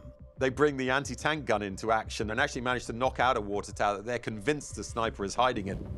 D Company does their best to take cover from the snipers and maintain their positions, but they do suffer casualties, and the wounded are taken to Café Gondré. Thérèse Gondré is a trained nurse and works with the troop doctor to treat the wounded. And you see this actually throughout France during the liberation. There's an excitement to help in whatever way they can, and certainly this is a great example of that, where she's there, she wants to assist, use her skills as a nurse. But Café Gondré isn't the only thing to be liberated. Outside, Georges Gondré is digging up his yard, unearthing 90 bottles of champagne buried since the German occupation began in 1940. We know from accounts of German occupation that they had a tendency to appropriate, basically steal, luxury goods. They certainly did not want the average French person to enjoy such luxuries. If you're a French nationalist, what has happened from the time the Germans came in, that's not France. That's not French culture, that's not French life. And once the Germans are out, bring up the champagne, and it's sort of a symbolic acknowledgement that this is France again. But for Major Howard, there's no time for celebration. He's worried about his second in command, Captain Prédet, and the other men who he now must report as missing in action. The position of Prédet and the missing platoon is very hazardous because they're behind enemy lines, basically. You never know where the Germans are going to pop up. After securing the bridge across the Dives River, some 10 kilometers east of their intended destination, Captain Prédet and his men continue moving, constantly checking their surroundings for the enemy as they head towards Allied headquarters in Ranville. As they push forward, they face enemy fire from the woods. To keep his men safe from the Germans, Captain Prédet leads them off the road. It's waterlogged, they're coming through dikes and ditches, so it takes Prédet an awful long time to slowly but surely work his way to the bridges. An hour after the Americans land on Omaha and Utah beaches, the British and Canadian forces are faced with choppy seas. At Gold Beach, the British 50th Infantry Division decides that instead of using tank landing crafts 500 meters out, they will run their tanks to the beach directly. The British secure a beachhead and take out the big guns in the area with relatively light casualties. But the Canadians, due to land at Juno Beach, will be delayed until 7:45. In the meantime, the British and Free French forces are starting to land at Sword Beach. The British 3rd Infantry Division is tasked with the assault. Fortunately, German fortifications at Sword Beach are lighter than the other landing sites. The Allies were expecting barbed wire and an array of anti-tank defenses, which is consistent with the Atlantic Wall. Well, it turns out the Germans don't do very much here, but their fortifications need to be cleared and secured. 2 squadrons of Royal Engineers work to clear the beach, allowing the troops to penetrate the coastline. Facing moderate fire from German machine gun nests, the troops advance to capture the beachfront villas and resorts with little difficulty. Fortunately, Sword Beach is the beach where some of the fewest casualties are taken by the Allied landing forces. Success at Sword Beach is critical to Major Howard and his team, who are waiting for these troops to relieve them. The men at the bridgehead are able to hear the landing action from their positions, just 8 kilometers away from Sword Beach. Can you imagine? It's a sort of festival of noise. And you're sitting there, bedded in a gun pit under a bridge, knowing that you're outnumbered by the enemy, hearing your own guys at sea in the air overhead, doing what they need to do to try and make sure your gains are going to be held onto. Amidst the activity, 2 Spitfires fly over the bridges. And they amazingly drop the morning's newspapers, which of course announced D-Day. It's extraordinary to think, isn't it? As they're making history, the news of that history is actually dropping down on their location. With the quick victory at Sword Beach, the British troops begin their advance towards the Orne River and Caen Canal bridges. While the British are taking Sword, the delayed Canadians finally landed Juno. During the first hour of fighting, the Canadians face heavy resistance from the German 716th Division, suffering a 50% casualty rate, comparable to their American counterparts on Omaha Beach. That stands out to me when I think about that day. Whose story ended on that beach for no other reason than they just happened to be at that place at that time, and the person who was maybe a foot or two to the right or the left, their story continued. Once the beach is secured, the Canadian forces will move inland to capture the nearby seaside towns before pushing south into Normandy. At the time of the D-Day beach landings, Hitler is still asleep. None of his generals dare to reposition the Führer's troops without his permission. Vital hours are lost as the German Supreme Commander slumbers. The exhausted 6th Airborne Division has been holding the bridges for hours amidst enemy fire. At 900 hours, Brigadier Poet returns from Allied HQ in Ranville, along with Major General Gale, who had arrived in Normandy by glider just after 3 a.m. They brought with them the news that reinforcements are on their way, though it would be a few hours yet. Although cheered by the news, the troops defending the bridges suddenly have an unexpected and dangerous visitor. Plowing up the river from the Normandy coast, they spot 2 powerful German gunboats. All the victories and sacrifices that had been achieved could be wiped out in a matter of moments. They don't have long-range weapons. They have hand grenades, and they have Sten machine guns, which have an effective range of only about 100 meters. So they can't hit the boat until it's close. The lead boat gets dangerously close, but a weapon that had been successfully employed earlier is again put to good use. And they open up on it, not with the anti-tank gun, which they can't swivel around to get into position to fire up the canal, but with a pier, this handheld anti-tank weapon. And it's a brilliant shot, goes straight through the wheelhouse, explodes, knocks the boat out, the boat kind of slews round onto the coast, and they capture the occupants of the boat. As the Germans are marched off to captivity, the second boat turns around and heads back to the coast. The bridges and beaches remain in Allied control. But German opposition is ramping up. If you're the Allies, you're thinking that you're in a very good spot. The Germans do have people in the area who weren't on the beach, who can certainly attack the beach or retreat and head inland and go to the bridges. Just to the east, there are over 2,000 German troops waiting for permission from Hitler to attack. Other German threats are less than a day's march away. The 12th SS Panzer Division in the Lisieux and the Panzer-Lehr Division in Chartres. At 1000 hours, the D Company men on the Canal Bridge face another challenge. After holding the bridges all night long, turning away tanks, turning away infantry, dealing with snipers, in the sky, a lone German bomber appears. They have no weapons that can deal with this. And the bomber flies directly overhead and releases a bomb, and that bomb sails directly down and strikes the bridge. This is a rare bombing on a day in which the Luftwaffe was mostly absent. The head of the Air Force, Hermann Göring, grotesquely mismanaged the Luftwaffe in all aspects, and he fell out of favor with Hitler as a result. The whole Luftwaffe, which was the pride and joy of the German armed forces at the beginning of the war, has been really eroded and depleted. The Germans just don't have the capacity to churn out airplanes like they did in the early stages of the war, and they also don't have the pilots. With 1,000 ships at anchor off the coast and thousands of men on a beach, had the Luftwaffe come in with bombs and strafing with machine guns, D-Day would have been a bloodbath. But bombs are still dropped. D Company and reinforcements at the bridge do their best to take cover from the incoming bombs. Can you imagine their hearts must have been in their throats, all that work for nothing, and then that is gone, piff, paff, poof. But with incredible good fortune, it hits, doesn't detonate, and bounces off into the water. So now you've got a number of very lucky events. So it's going to be a big morale boost, but you still have a job to do. But now you start thinking that you're lucky, that you're going to succeed no matter what, that you can beat the odds. Even while the Allies are attacking in Normandy, they continue their mission to convince the Germans that an even bigger assault is imminent at Pas-de-Calais to the east. To reinforce this subterfuge, Allied aircraft drops hundreds of dummy paratroops in the area. We had what were called Ruperts, like a crash test dummy. They would fly over a part of Europe in a bomber, put parachutes on these Ruperts and throw them out the window. And when they hit the ground, they would trigger off gunfire and crackers.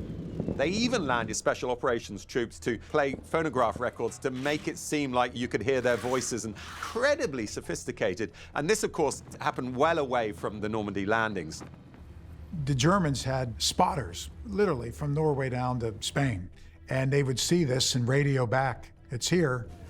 I imagine the Germans charging out into the field and holding up these little dummies with parachutes on and being duped time and time again by it. Around 10 a.m., Hitler finally emerges from his slumber, greeted with the news of the Allies' amphibious assault. He's excited by this news, believing Germany can achieve an easy victory. I think this is the success of Operation Fortitude. He's still not entirely convinced this is the main landing. So although he does give the go-ahead for some counterattacks, he doesn't order all the other panzer divisions located further north in the Pas-de-Calais to move towards the Normandy beachhead. And this, of course, is another mistake. But unfortunately for Major Howard and his troops, around midday, the Germans mobilized 17 tanks towards the town of Bénouville. Imagine being out on the road to try to meet them and seeing these multiple-ton gigantic tanks with very thick armor and guns the size of a telephone pole headed toward you. After hours of staving off attacks to hold their positions, the British 6th Airborne Division is exhausted and depleted. Physically and emotionally, mentally, they would have been absolutely spent. And then you have 17 German tanks roll in. Must have been a very intimidating sight. But although exhausted, the troops resolve to keep the Germans from retaking the bridges hold strong. As the tanks bear down on them, they manage, against all odds, to destroy the lead tank using an improvised grenade called a Gammon bomb. A gammon bomb kind of looks like an oversized gourd. It's like a bottle, basically. And it is a hand grenade at the end of the day. The difference is that it can be adapted to have an explosion that's small, medium, or large, basically speaking. For things like tanks, of course, you're going to pack it full of explosives and it can do sizable damage, and it does the trick. The other tank gets stuck in a traffic jam behind the destroyed tank, giving the men the opportunity they need to attack the rest. They somehow managed to neutralize 13 of the 17 tanks. So yet again, they managed to hold the bridges. It's a 1 in a million situation, but they did it. And it's at this point that Howard is asked by the commander of the 7th Parachute Battalion if he will send some of his men back across the bridge to help bolster the defense on the west side of the Caen Canal bridge. While Howard's men are covering the bridges, the 7th push forward to the town of Bénouville and engage in house-to-house fighting to clear the lurking Germans occupying houses. There were frontline soldiers who were billeted in French homes. That's what occupying forces do. The Germans used those towns as defensive networks and also to rig them, to line them up with explosives so that you hinder the enemy's advance. So these towns become really critical. Just after midday, the German 21st Panzer Division finally receives permission to attack the Allied forces advancing from the Normandy beach landings. The Germans are slow off the mark. If they'd been allowed off the leash sooner, they would have had a chance to drive all the way into Sword Beach and possibly beyond. The 125th Panzer Grenadiers are ordered toward the Orne River and Caen Canal bridges, but they are easily spotted by British troops. To keep morale high at the bridges, Georges Gondry has a plan. In a very French style, the cafe owner brings out the secret store of champagne to celebrate the Allied invasion. Gondry hands out the champagne to the British troops. This gesture is well received, and many of Major Howard's men find excuses to get their free drink at various points during D-Day, amidst constant enemy fire. Probably quite warm, you'd imagine. They've been sitting in the June soil. But anyway, any tipple, I guess, is welcome once you've been through a night like the 5th, 6th of June. Major Howard and his men have been holding on for over 12 hours, but Captain Purday is still missing. Purday and his men continue onwards to Ranville, the location of Allied headquarters. On their route, they encounter elements of the 1st Canadian Parachute Battalion and are invited to join their attack on the German-held town of Bavant. But Purday declines in favor of bringing his men to the bridges as strong as possible and completing his mission, although somewhat late. After swift success on Sword Beach, the British push further into France, dealing with pockets of German resistance as they meet them. The troops are now free to head towards the Caen Canal and Orne River bridges and the anxiously waiting soldiers. Their arrival at 13:30 is announced by the sound of bagpipes, played by piper Bill Millen of the 1st Special Service Brigade, who had played his pipes constantly since arriving at Sword Beach. I'm sure it was a very sweet sound for all those who were at the bridge to hear that and to have that signal that reinforcements were coming, but it also is a sign that what was happening at the beach had gone according to plan. It's a bit of a taunt, saying we can do this because we're in control. We're going to keep these bridges. We're going to take back France. This is just the start of a whole series of dominoes, and everybody's going to be in a huge positive morale and a lot of happiness. But the Germans still haven't given up. At 1500 hours, yet another gunboat approaches, this time from Caen in the south. And they attack this with the anti-tank gun, because that can swivel into a position that it can engage the boat coming up. They miss their first shot, but the second round hits from over 200 meters away. It knocks out this boat, forces it to turn around, but it just goes to show how vital the capture and therefore the counter-destruction of the bridges was for the Germans. They realized they needed to knock out those bridges. Through the late afternoon and early evening, German attacks on the bridgehead taper off. Just after 2100 hours, as hundreds of British airplanes and gliders are flying overhead, dropping men and supplies, the 2nd Battalion Royal Warwickshire Regiment of the 150th Infantry Brigade marches in from Sword Beach. Howard hands over the bridges, intact and secure. They're finally relieved completely, and this is the moment where they can relinquish all responsibility for those 2 bridges and go into reserve in the town of Ranville. And after briefing the new commander, Major Howard and his exhausted men are finally able to depart for battalion headquarters, a full day after taking off from England. When they reach Ranville, Major Howard is pleasantly surprised to see his second in command, Captain Purday, who has just arrived after a waterlogged and woodsy trek from Varaville. D-Day is an overwhelming success. There are objectives which aren't achieved on the initial day, that's for sure. And there are mistakes that are made. But it is the beginning of the end for the Nazis in Western Europe.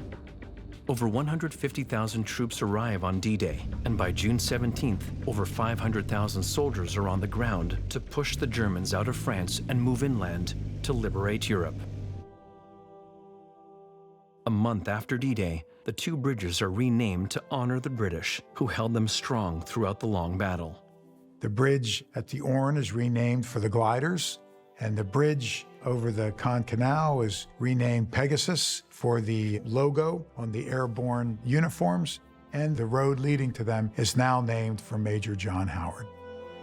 For his leadership during the capture of the bridges, Major Howard is nominated for the Distinguished Service Order and presented with a medal by Field Marshal Bernard Montgomery on July 16, 1944. The Gondrés continue to run their café, renamed Pegasus Café, to this day. Paraphernalia from the battle is displayed on their walls, including Major Howard's beret. Pegasus Bridge is not as well known as many of the other stories of the Second World War, and yet it should be better known. The course of the Second World War hinged on the success and the incredible professionalism and determination of that small force of soldiers in capturing and holding that bridge.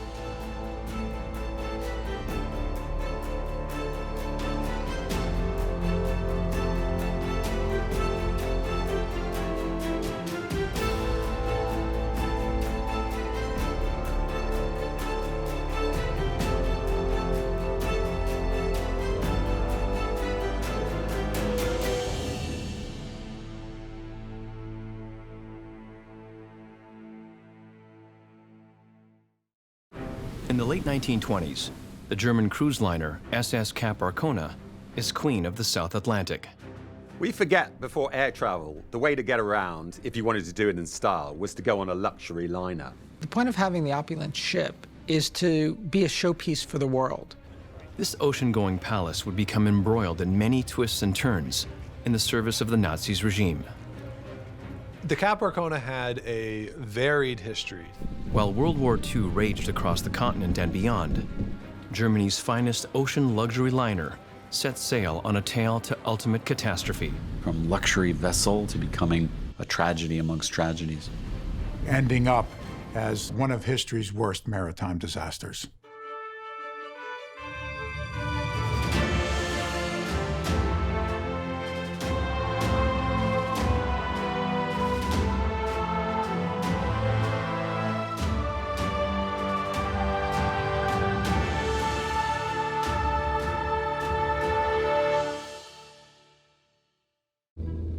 (1945), the end of World War II. The entire continent of Europe is in disarray. Cities reduced to rubble, and millions of people killed, injured, or displaced.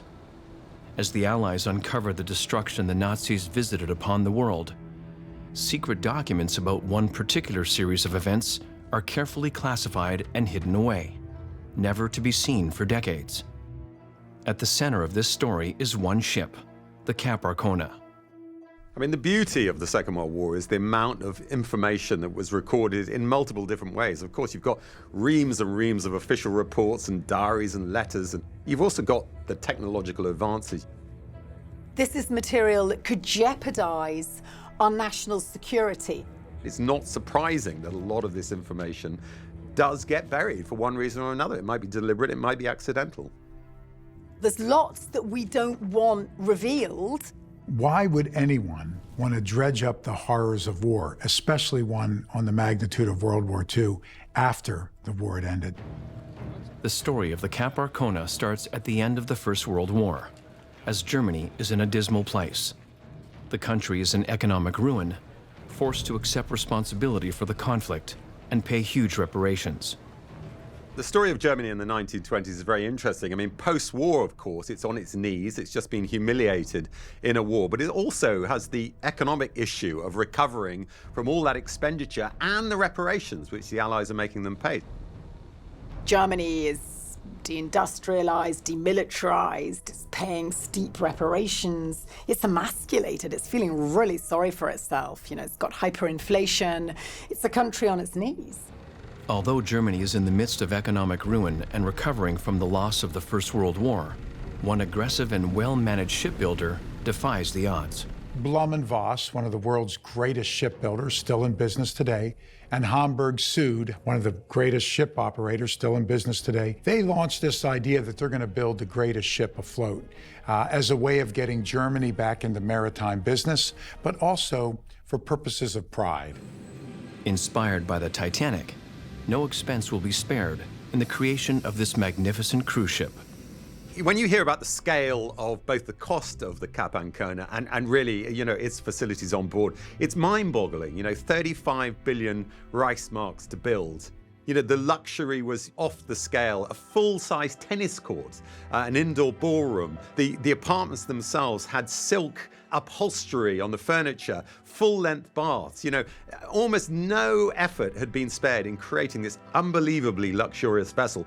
It's an absolute magnificent luxury ship, very much in keeping with the 1920s. It's about enjoying oneself and the rise of consumerism and luxury. And that opulence would eventually see the Cap Arona become part of the Nazi Party's propaganda machine, led by Joseph Goebbels. Joseph Goebbels' rise to power was meteoric. Goebbels had exactly what Hitler and the Nazis were looking for. He was brilliant, he was fanatical, and he lacked any sense of humanity.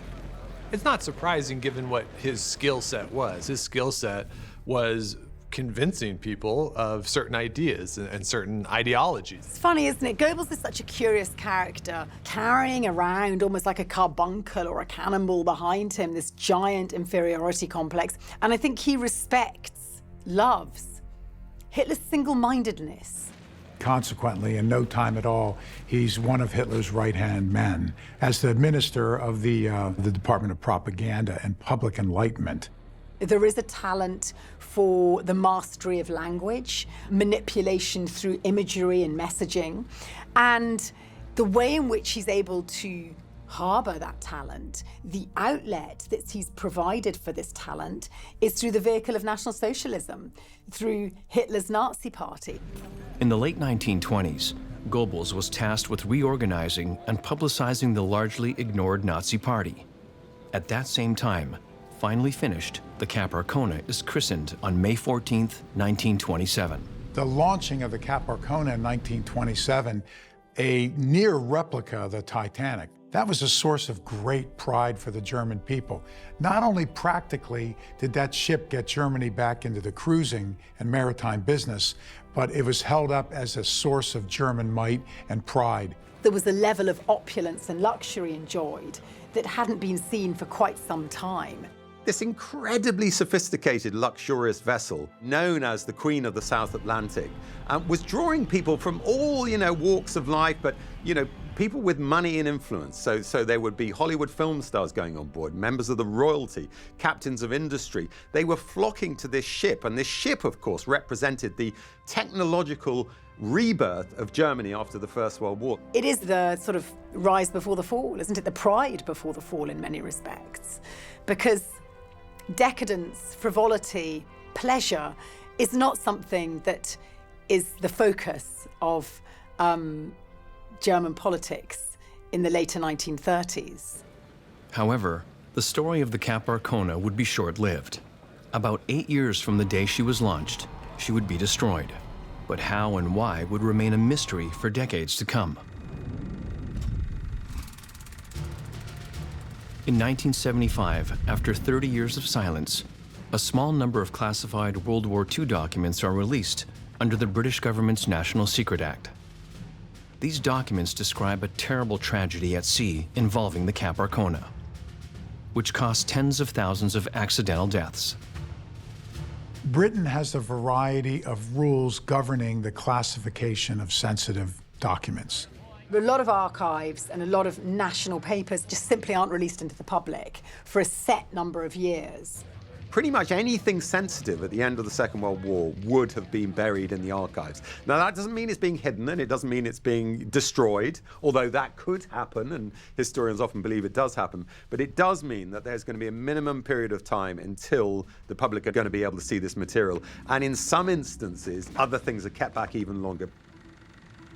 Although the Cap Arona is the peak of German luxury, things were about to go seriously wrong with the stock market crash of 1929. Germany is once again in financial devastation. I mean, the tragedy for Germany is really the economic disaster at the end of the 1920s, the crash in the United States, that affected the whole of the world. So you've got the Great Depression in the 1930s.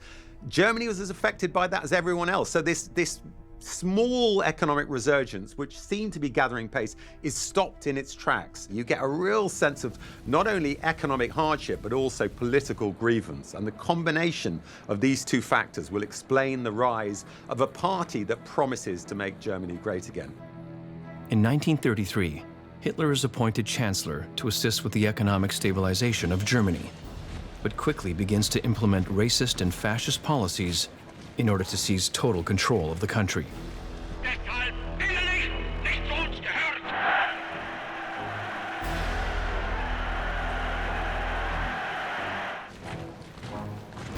Germany's days as a peaceful nation are over.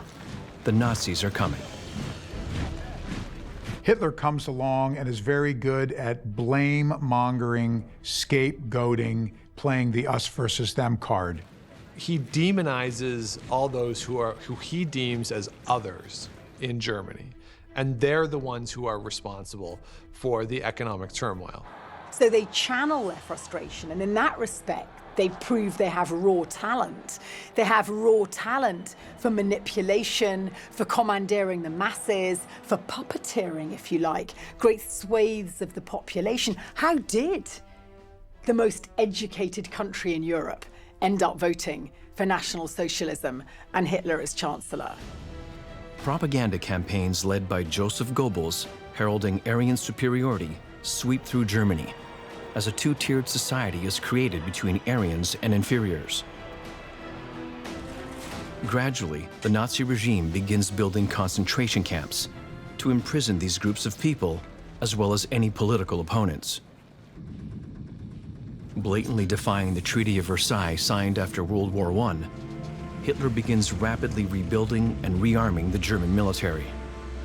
As a result, the world's rich and famous turn their backs on the Cap Arona. The Cap Arona's popularity diminishes precipitously once the Nazis come to power. Far from being a symbol of a resurgent nation that people want to be associated with, it now becomes a symbol of Nazism.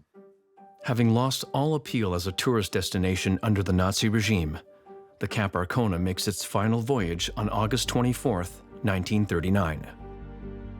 But it leaves South America with only 2 passengers making the return trip back to Germany.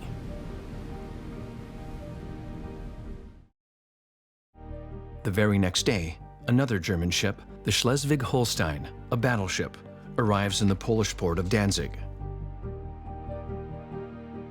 I mean, the interesting thing about German sea power is what happens with the cruiser, the Schleswig-Holstein, because it is sent to Danzig, which is a free port, but in the Polish corridor, which is a strip of land which has been taken off Germany at the end of the First World War and given to Poland. Unbeknownst to the greeting crowd, the Schleswig-Holstein is carrying 300 heavily armed German assault troops below deck, preparing to initiate an attack which would result in a global conflict. In the early morning hours of September 1st, the Schleswig-Holstein slips out of the moorings and glides downstream to anchor with a clear view of the Polish garrison. At 4:47 a.m., the hidden assault troops emerged and unleashed their weapons on the garrison, commencing the German invasion of Poland.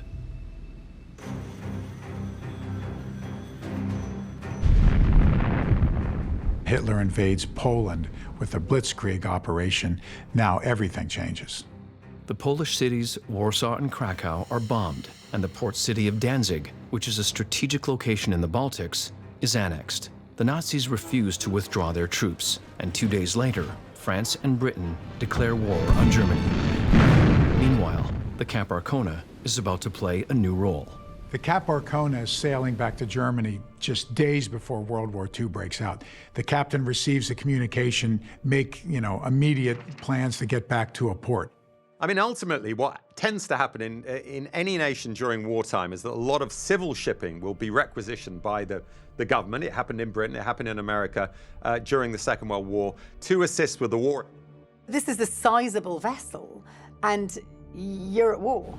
You need to train, you need to house your navy, and it's an obvious stopgap solution.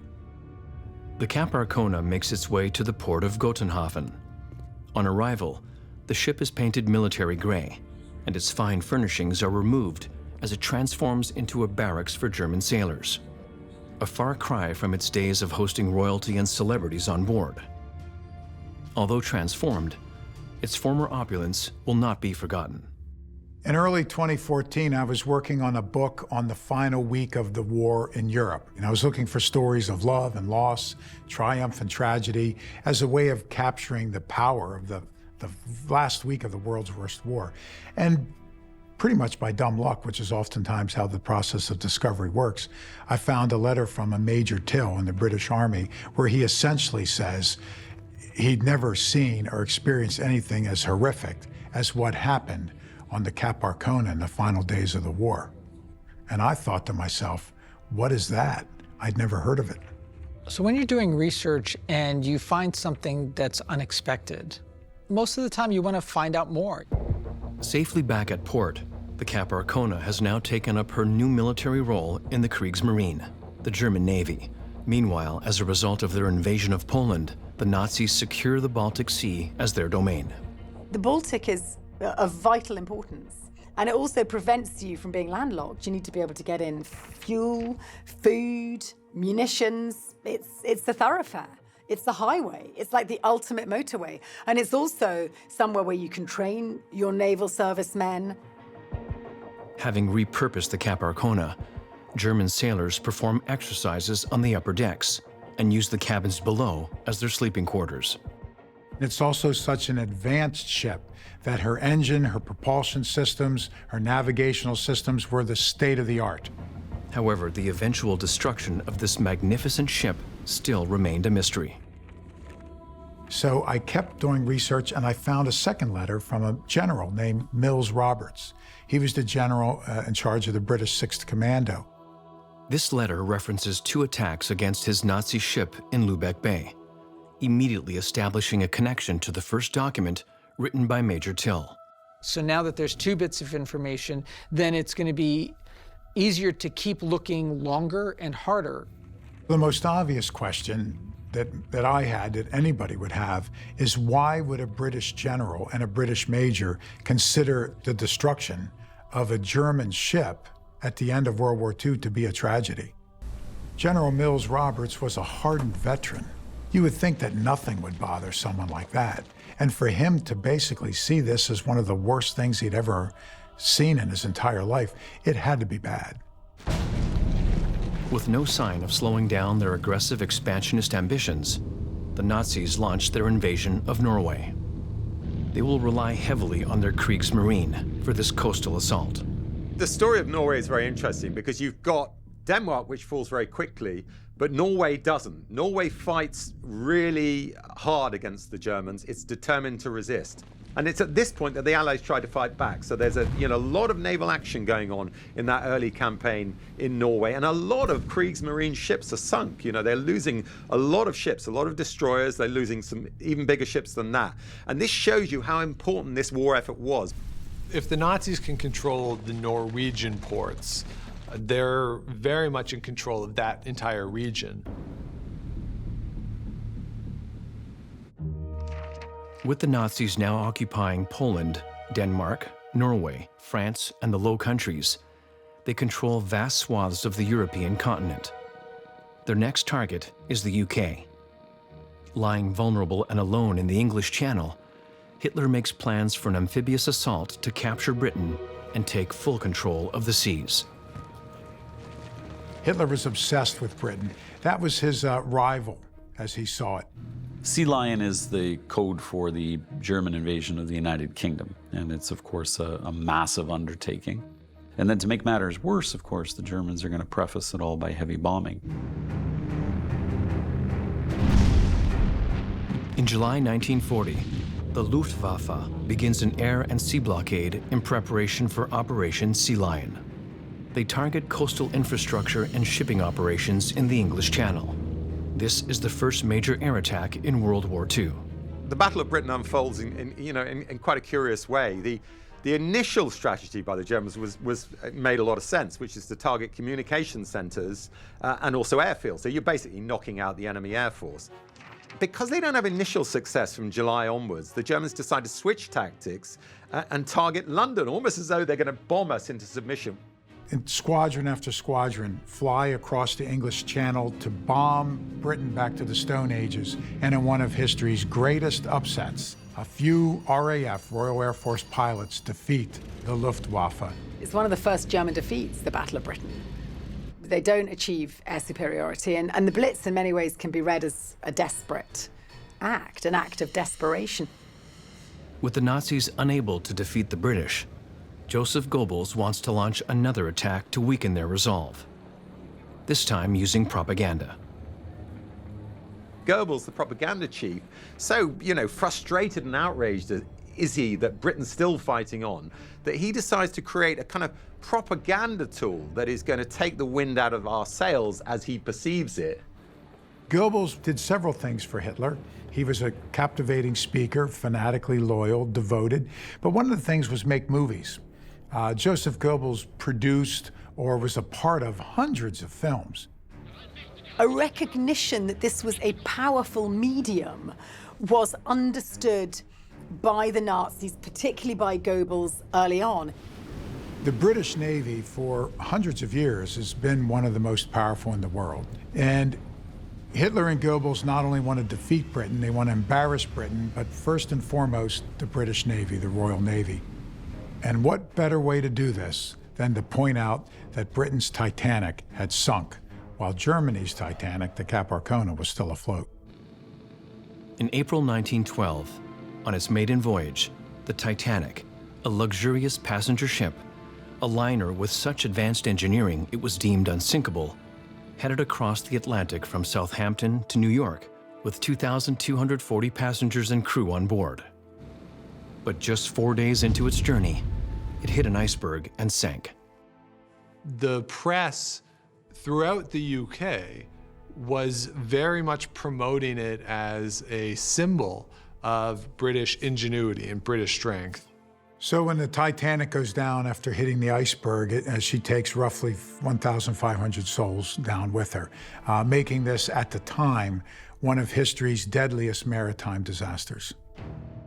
Recognizing the fact the Titanic disaster is a delicate moment in British history, Goebbels plans to use this tragedy as the centerpiece for his propaganda campaign to demoralize the British.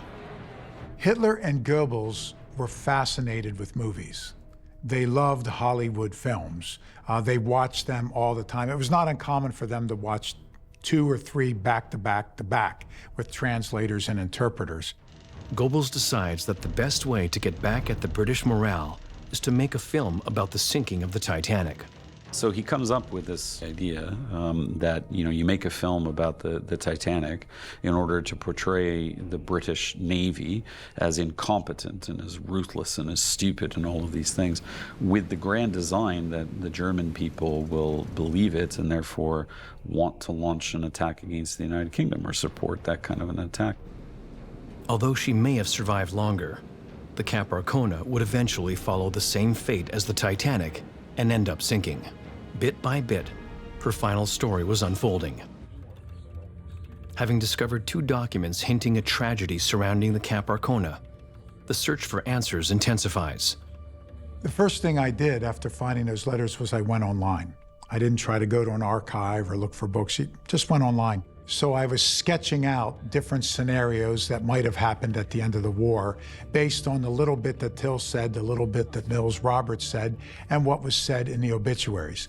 And I was able to come up with some, what seemed to be pretty reasonable guesses. It involved a ship. It took place in the final days of the war. It was in the Baltic Sea. It was tragic. It was so important that the documents were probably classified. So you put those little breadcrumbs together and it starts walking you into some explanations of what may have happened. Hidden stories are constantly re-emerging through documentary evidence, through archaeological evidence, and occasionally through someone's memory that's never been challenged before. There are so many stories, particularly these smaller ones, that have been forgotten or been buried, that will be resurrected at some point. In June 1941, Germany launches Operation Barbarossa. They set their sights on conquering Russia, opening up a new Eastern Front. Operation Barbarossa was one of the largest, most ambitious military actions in world history. Hitler's going to send multiple divisions into the Soviet Union. And in a way, it's the turning point of the war.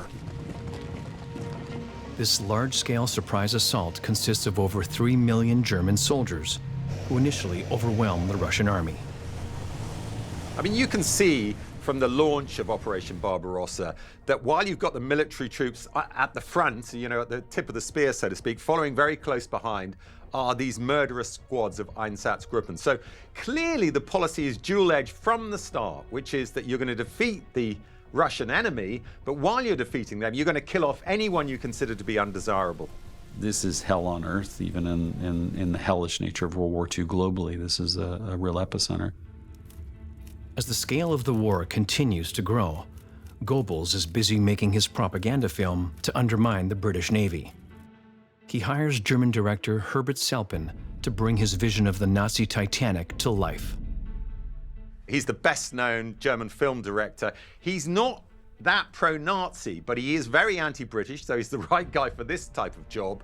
And he's also, at the top of his game. And he brings on his childhood friend, who is a Nazi ideologue. Walter Zerlett Olfenius had been a screenwriter in Germany since 1936.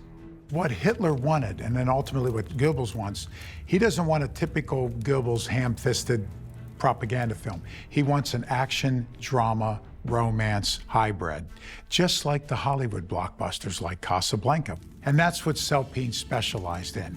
He's got an offer that's too good for him to refuse. A huge budget, huge support, the starting point for his own Hollywood. And in essence, I expect that he thought he would be a big player in that new Hollywood for years and years to come.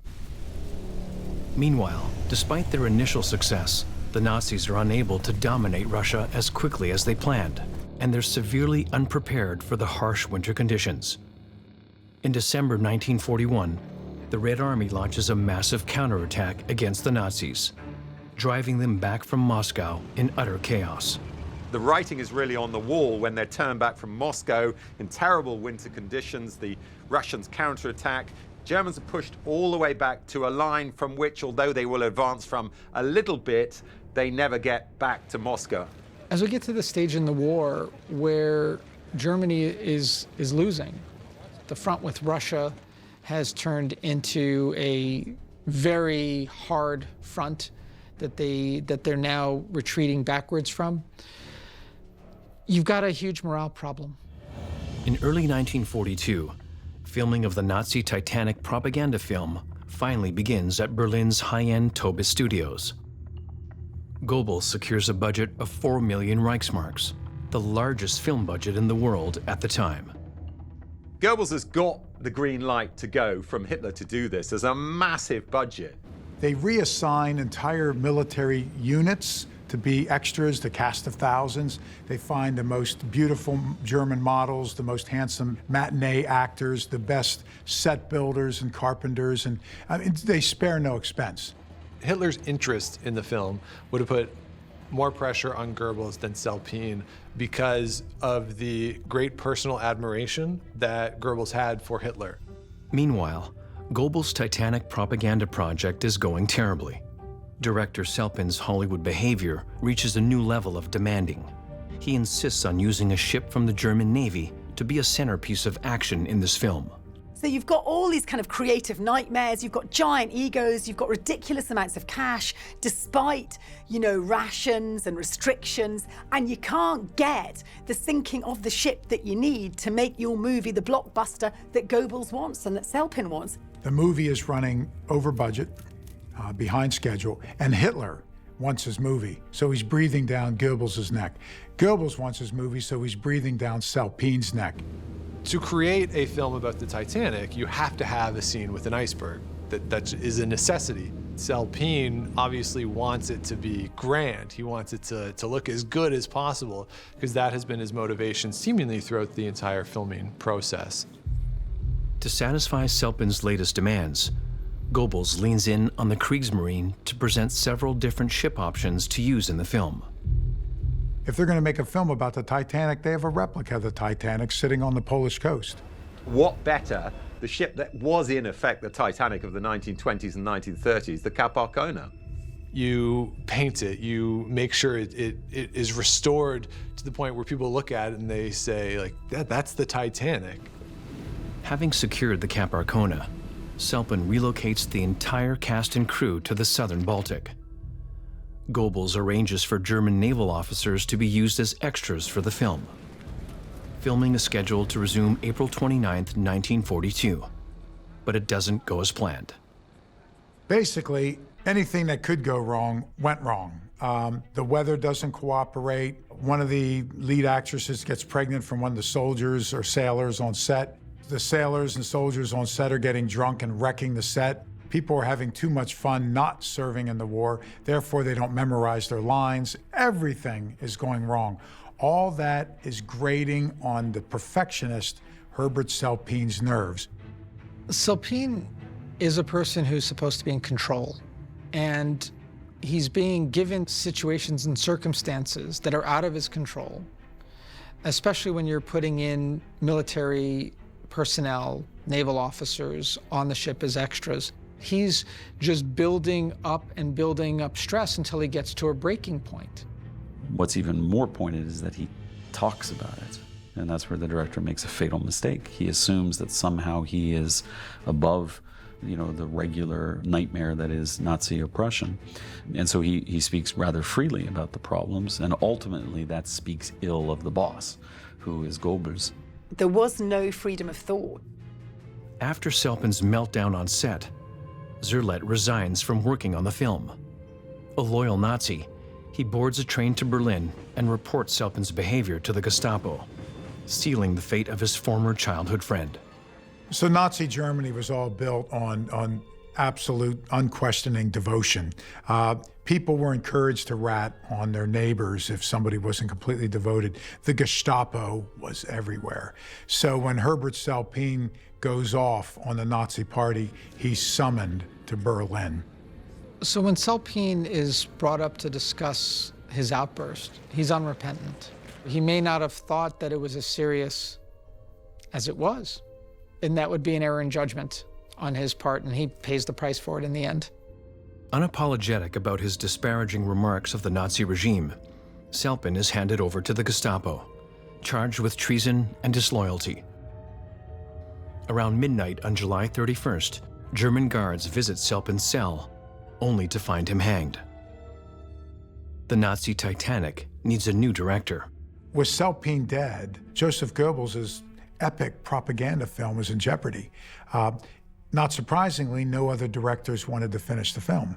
They found a B director named Werner Klingner, who came in and finished the project. It's presented, you know, with great fanfare to Goebbels, who watches it in a private viewing room, and slowly it dawns on him the full irony of what he's done. He's created, in the middle of what's becoming an increasingly desperate war that Germany is no longer winning, he's created a metaphor for Germany and its war effort. He's got a bunch of people heading towards disaster, led by a sort of unthinking, foolish leader.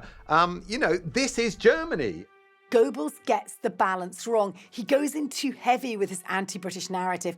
He thought that this film would work in the first place, and then, you know, much to his shock and horror, it's a terrible film, and he realizes that there's absolutely, you know, nothing that can be spun out of this. Having the Kriegsmarine be in the position it is when the film is completed, and having so many individuals having been killed on the water, it is difficult to imagine that the German public would have responded well to this type of film. Although forever immortalized on celluloid, the mystery of her real fate was still being investigated. I contacted major Holocaust museums, I contacted major military history museums, World War II museums, and said to them, what is this unimaginable tragedy that occurred in the final days and hours of the war? And everybody said there was none. Even though most government documents should be released now, after 30 years, we're going to keep some stuff back.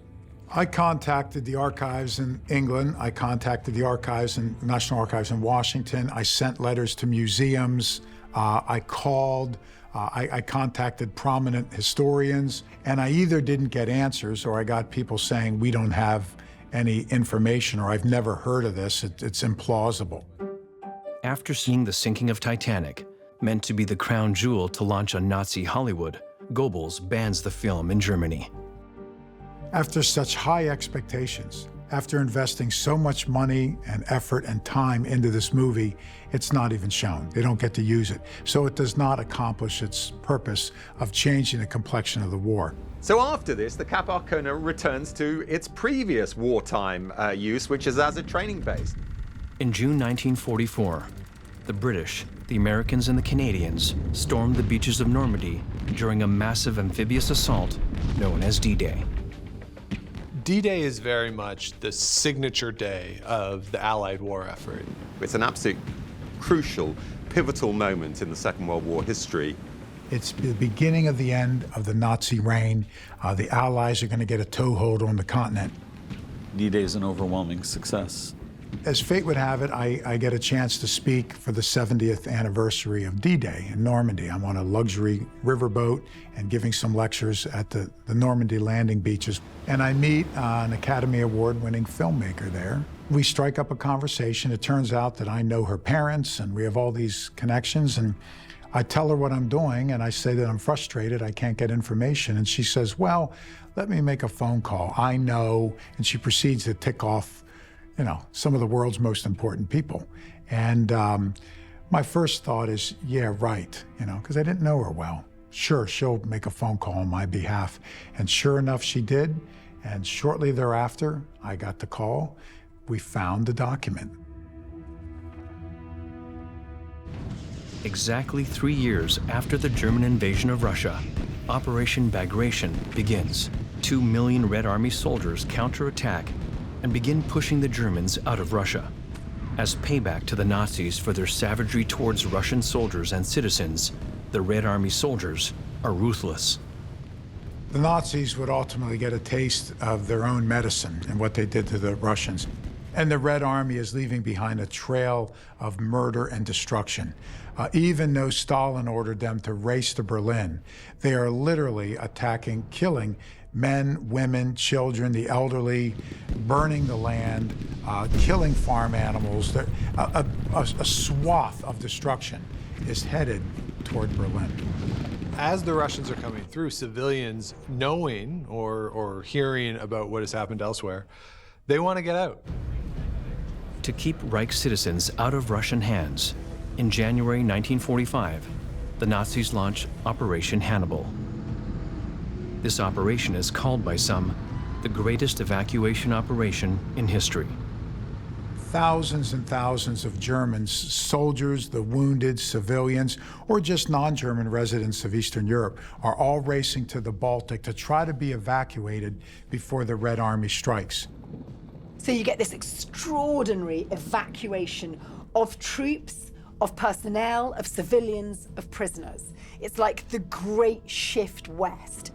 There was definitely a lot of discussions in senior Nazi circles, SS, and also the party itself, that they would create a last stand. And in many ways, you get the feeling that this was done, you know, to please Hitler.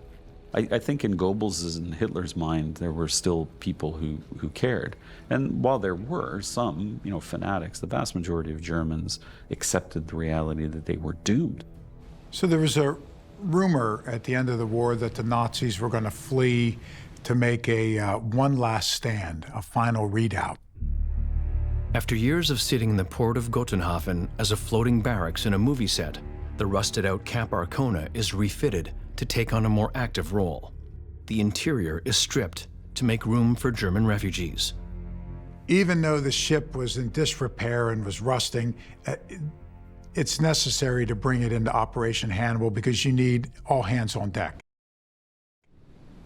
It wasn't really, from all accounts, a seaworthy vessel at that point, but the fact that they needed to use it, or they felt they needed to use it, speaks to the dire straits that they were in, that they didn't have a better option.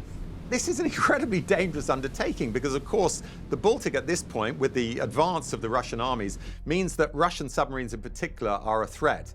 Earlier on in Operation Hannibal, a single ship was sunk by submarine and down went 10,000 lives. So, you know, at any one of these moments, it could have been sunk with the loss of huge numbers of German civilians and German military personnel. So could this mean the Cap Arona was destroyed by a Russian submarine?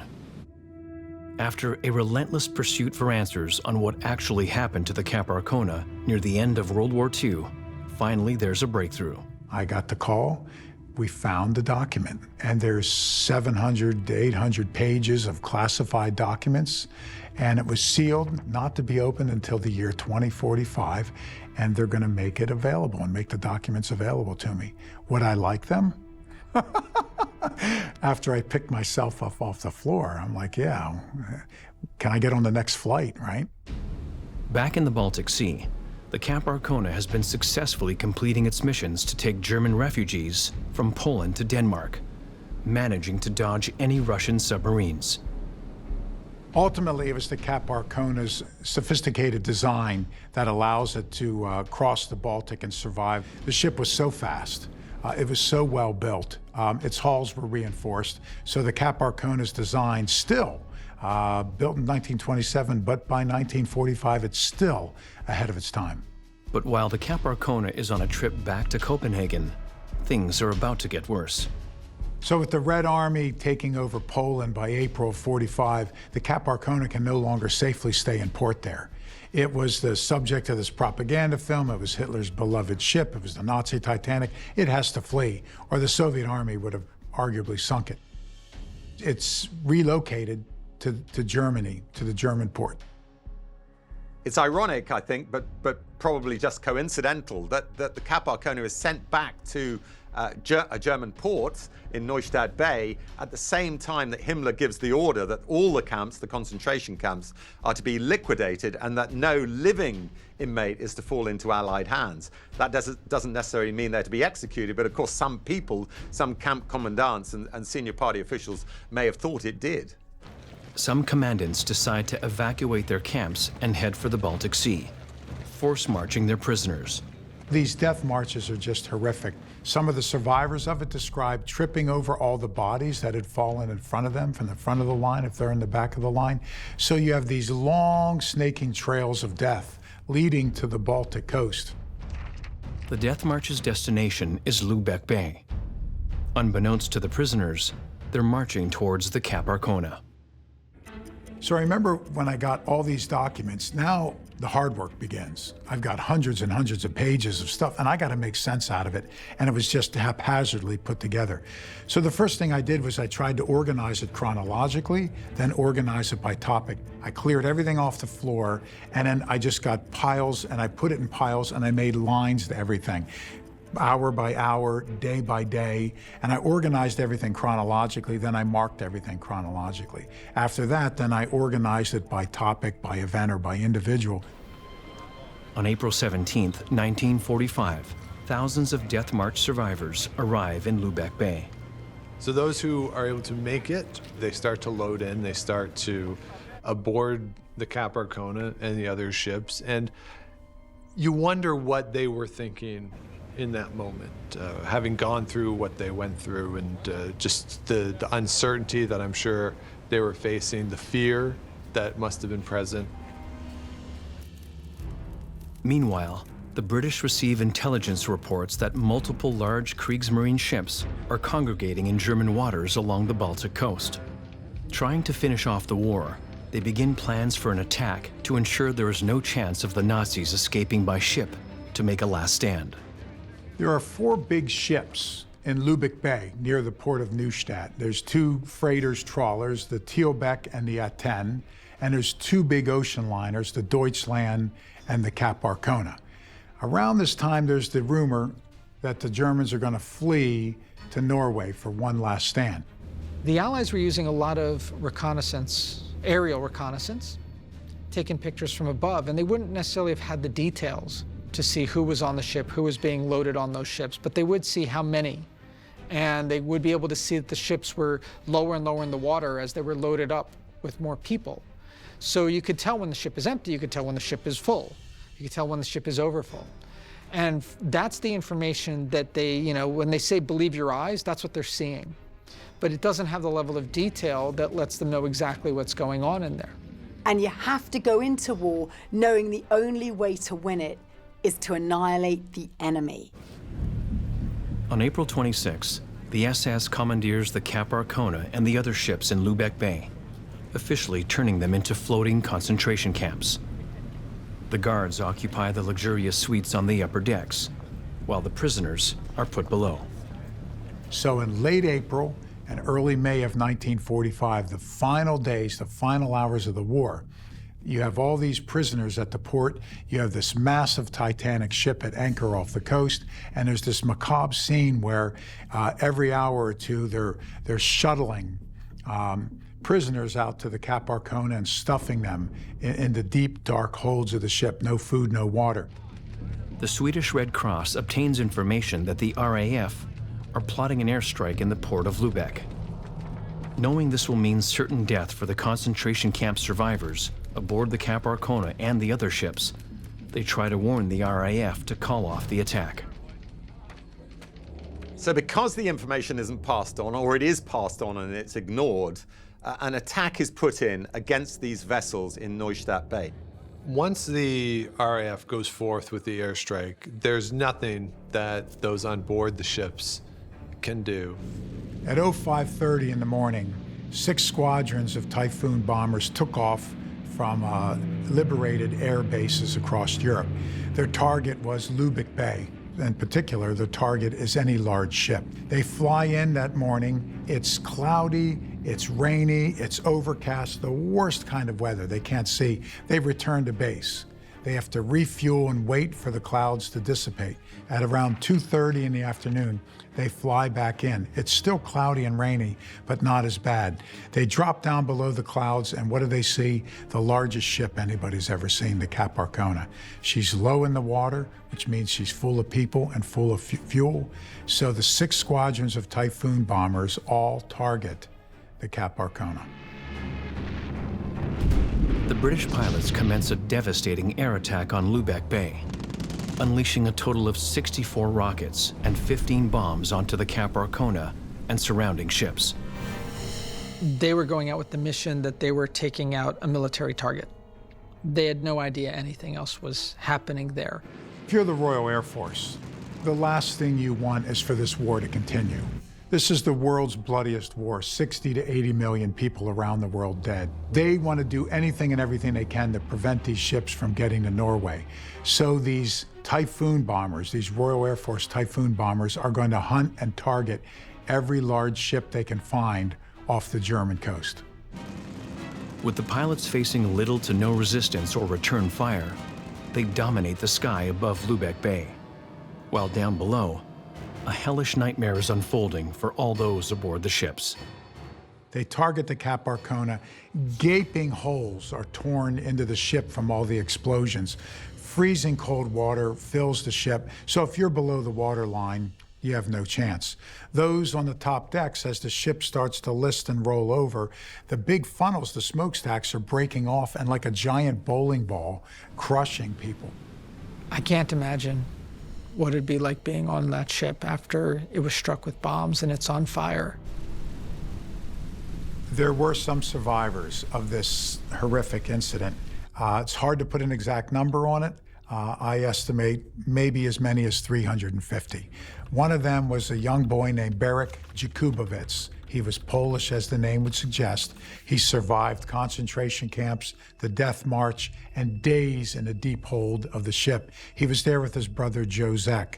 When a gaping hole was torn into the side of the ship, freezing cold water came pouring in.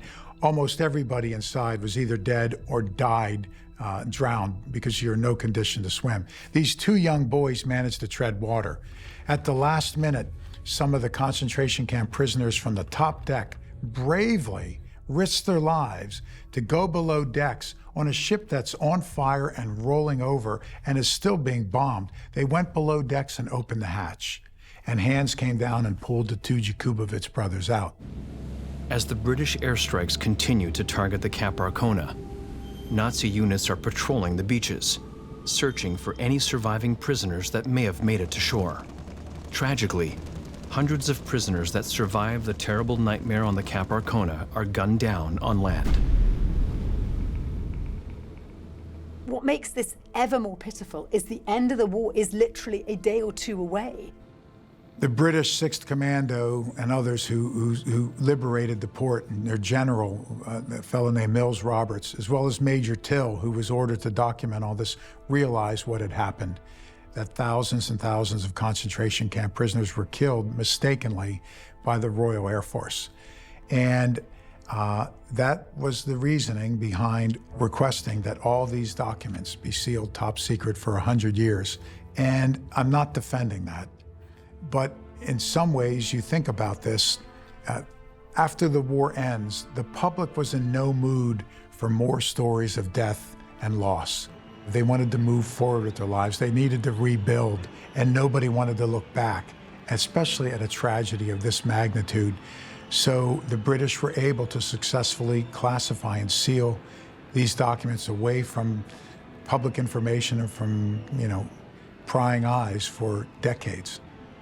From an Allied perspective, on the cusp of victory, you need to deliver your public an untarnished victory. It's such a desperate scramble to get back into a peaceful world and to curate a better, healthier, happier narrative that almost there isn't the scrutiny there needs to be over what we can and can't read. The Cap Arona remains capsized in Lübeck Bay until 1949, when the Soviets bring it on land to salvage. Today, there is nothing that remains of the Cap Arona. One of the largest ships ever built has completely vanished. But after decades of being buried, her story is finally out in the open. Uncovering this story is probably the most important thing professionally I think I've ever done. I've spent years with this story now, from researching it to writing it to talking about it to working on this project here. And after all these years, I still have trouble almost believing that any of it's real. It's so surreal. It's so bizarre and fantastical. But you know, when it comes to Nazi Germany, when it comes to ideas that people like Hitler and Goebbels had, nothing is too bizarre. It's important that history shines a light on all these sorts of stories so that we're honest with ourselves as a nation about what we've done in the past and what we're capable of doing. In this case, we're not only supposed to learn from it, but also to remember it and to understand what's happened and to do better. I hate everything to do with war, but pretending like it doesn't happen and not respecting the lives lost, the sacrifices made, the innocents that are killed. I felt a real heavy sense of responsibility that I had to tell this story.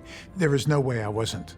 I would get in the Atlantic and swim across the ocean to unearth whatever could be. And I still feel a sense of responsibility even now, just talking about this, because it's such a heavy and just a shocking and important story.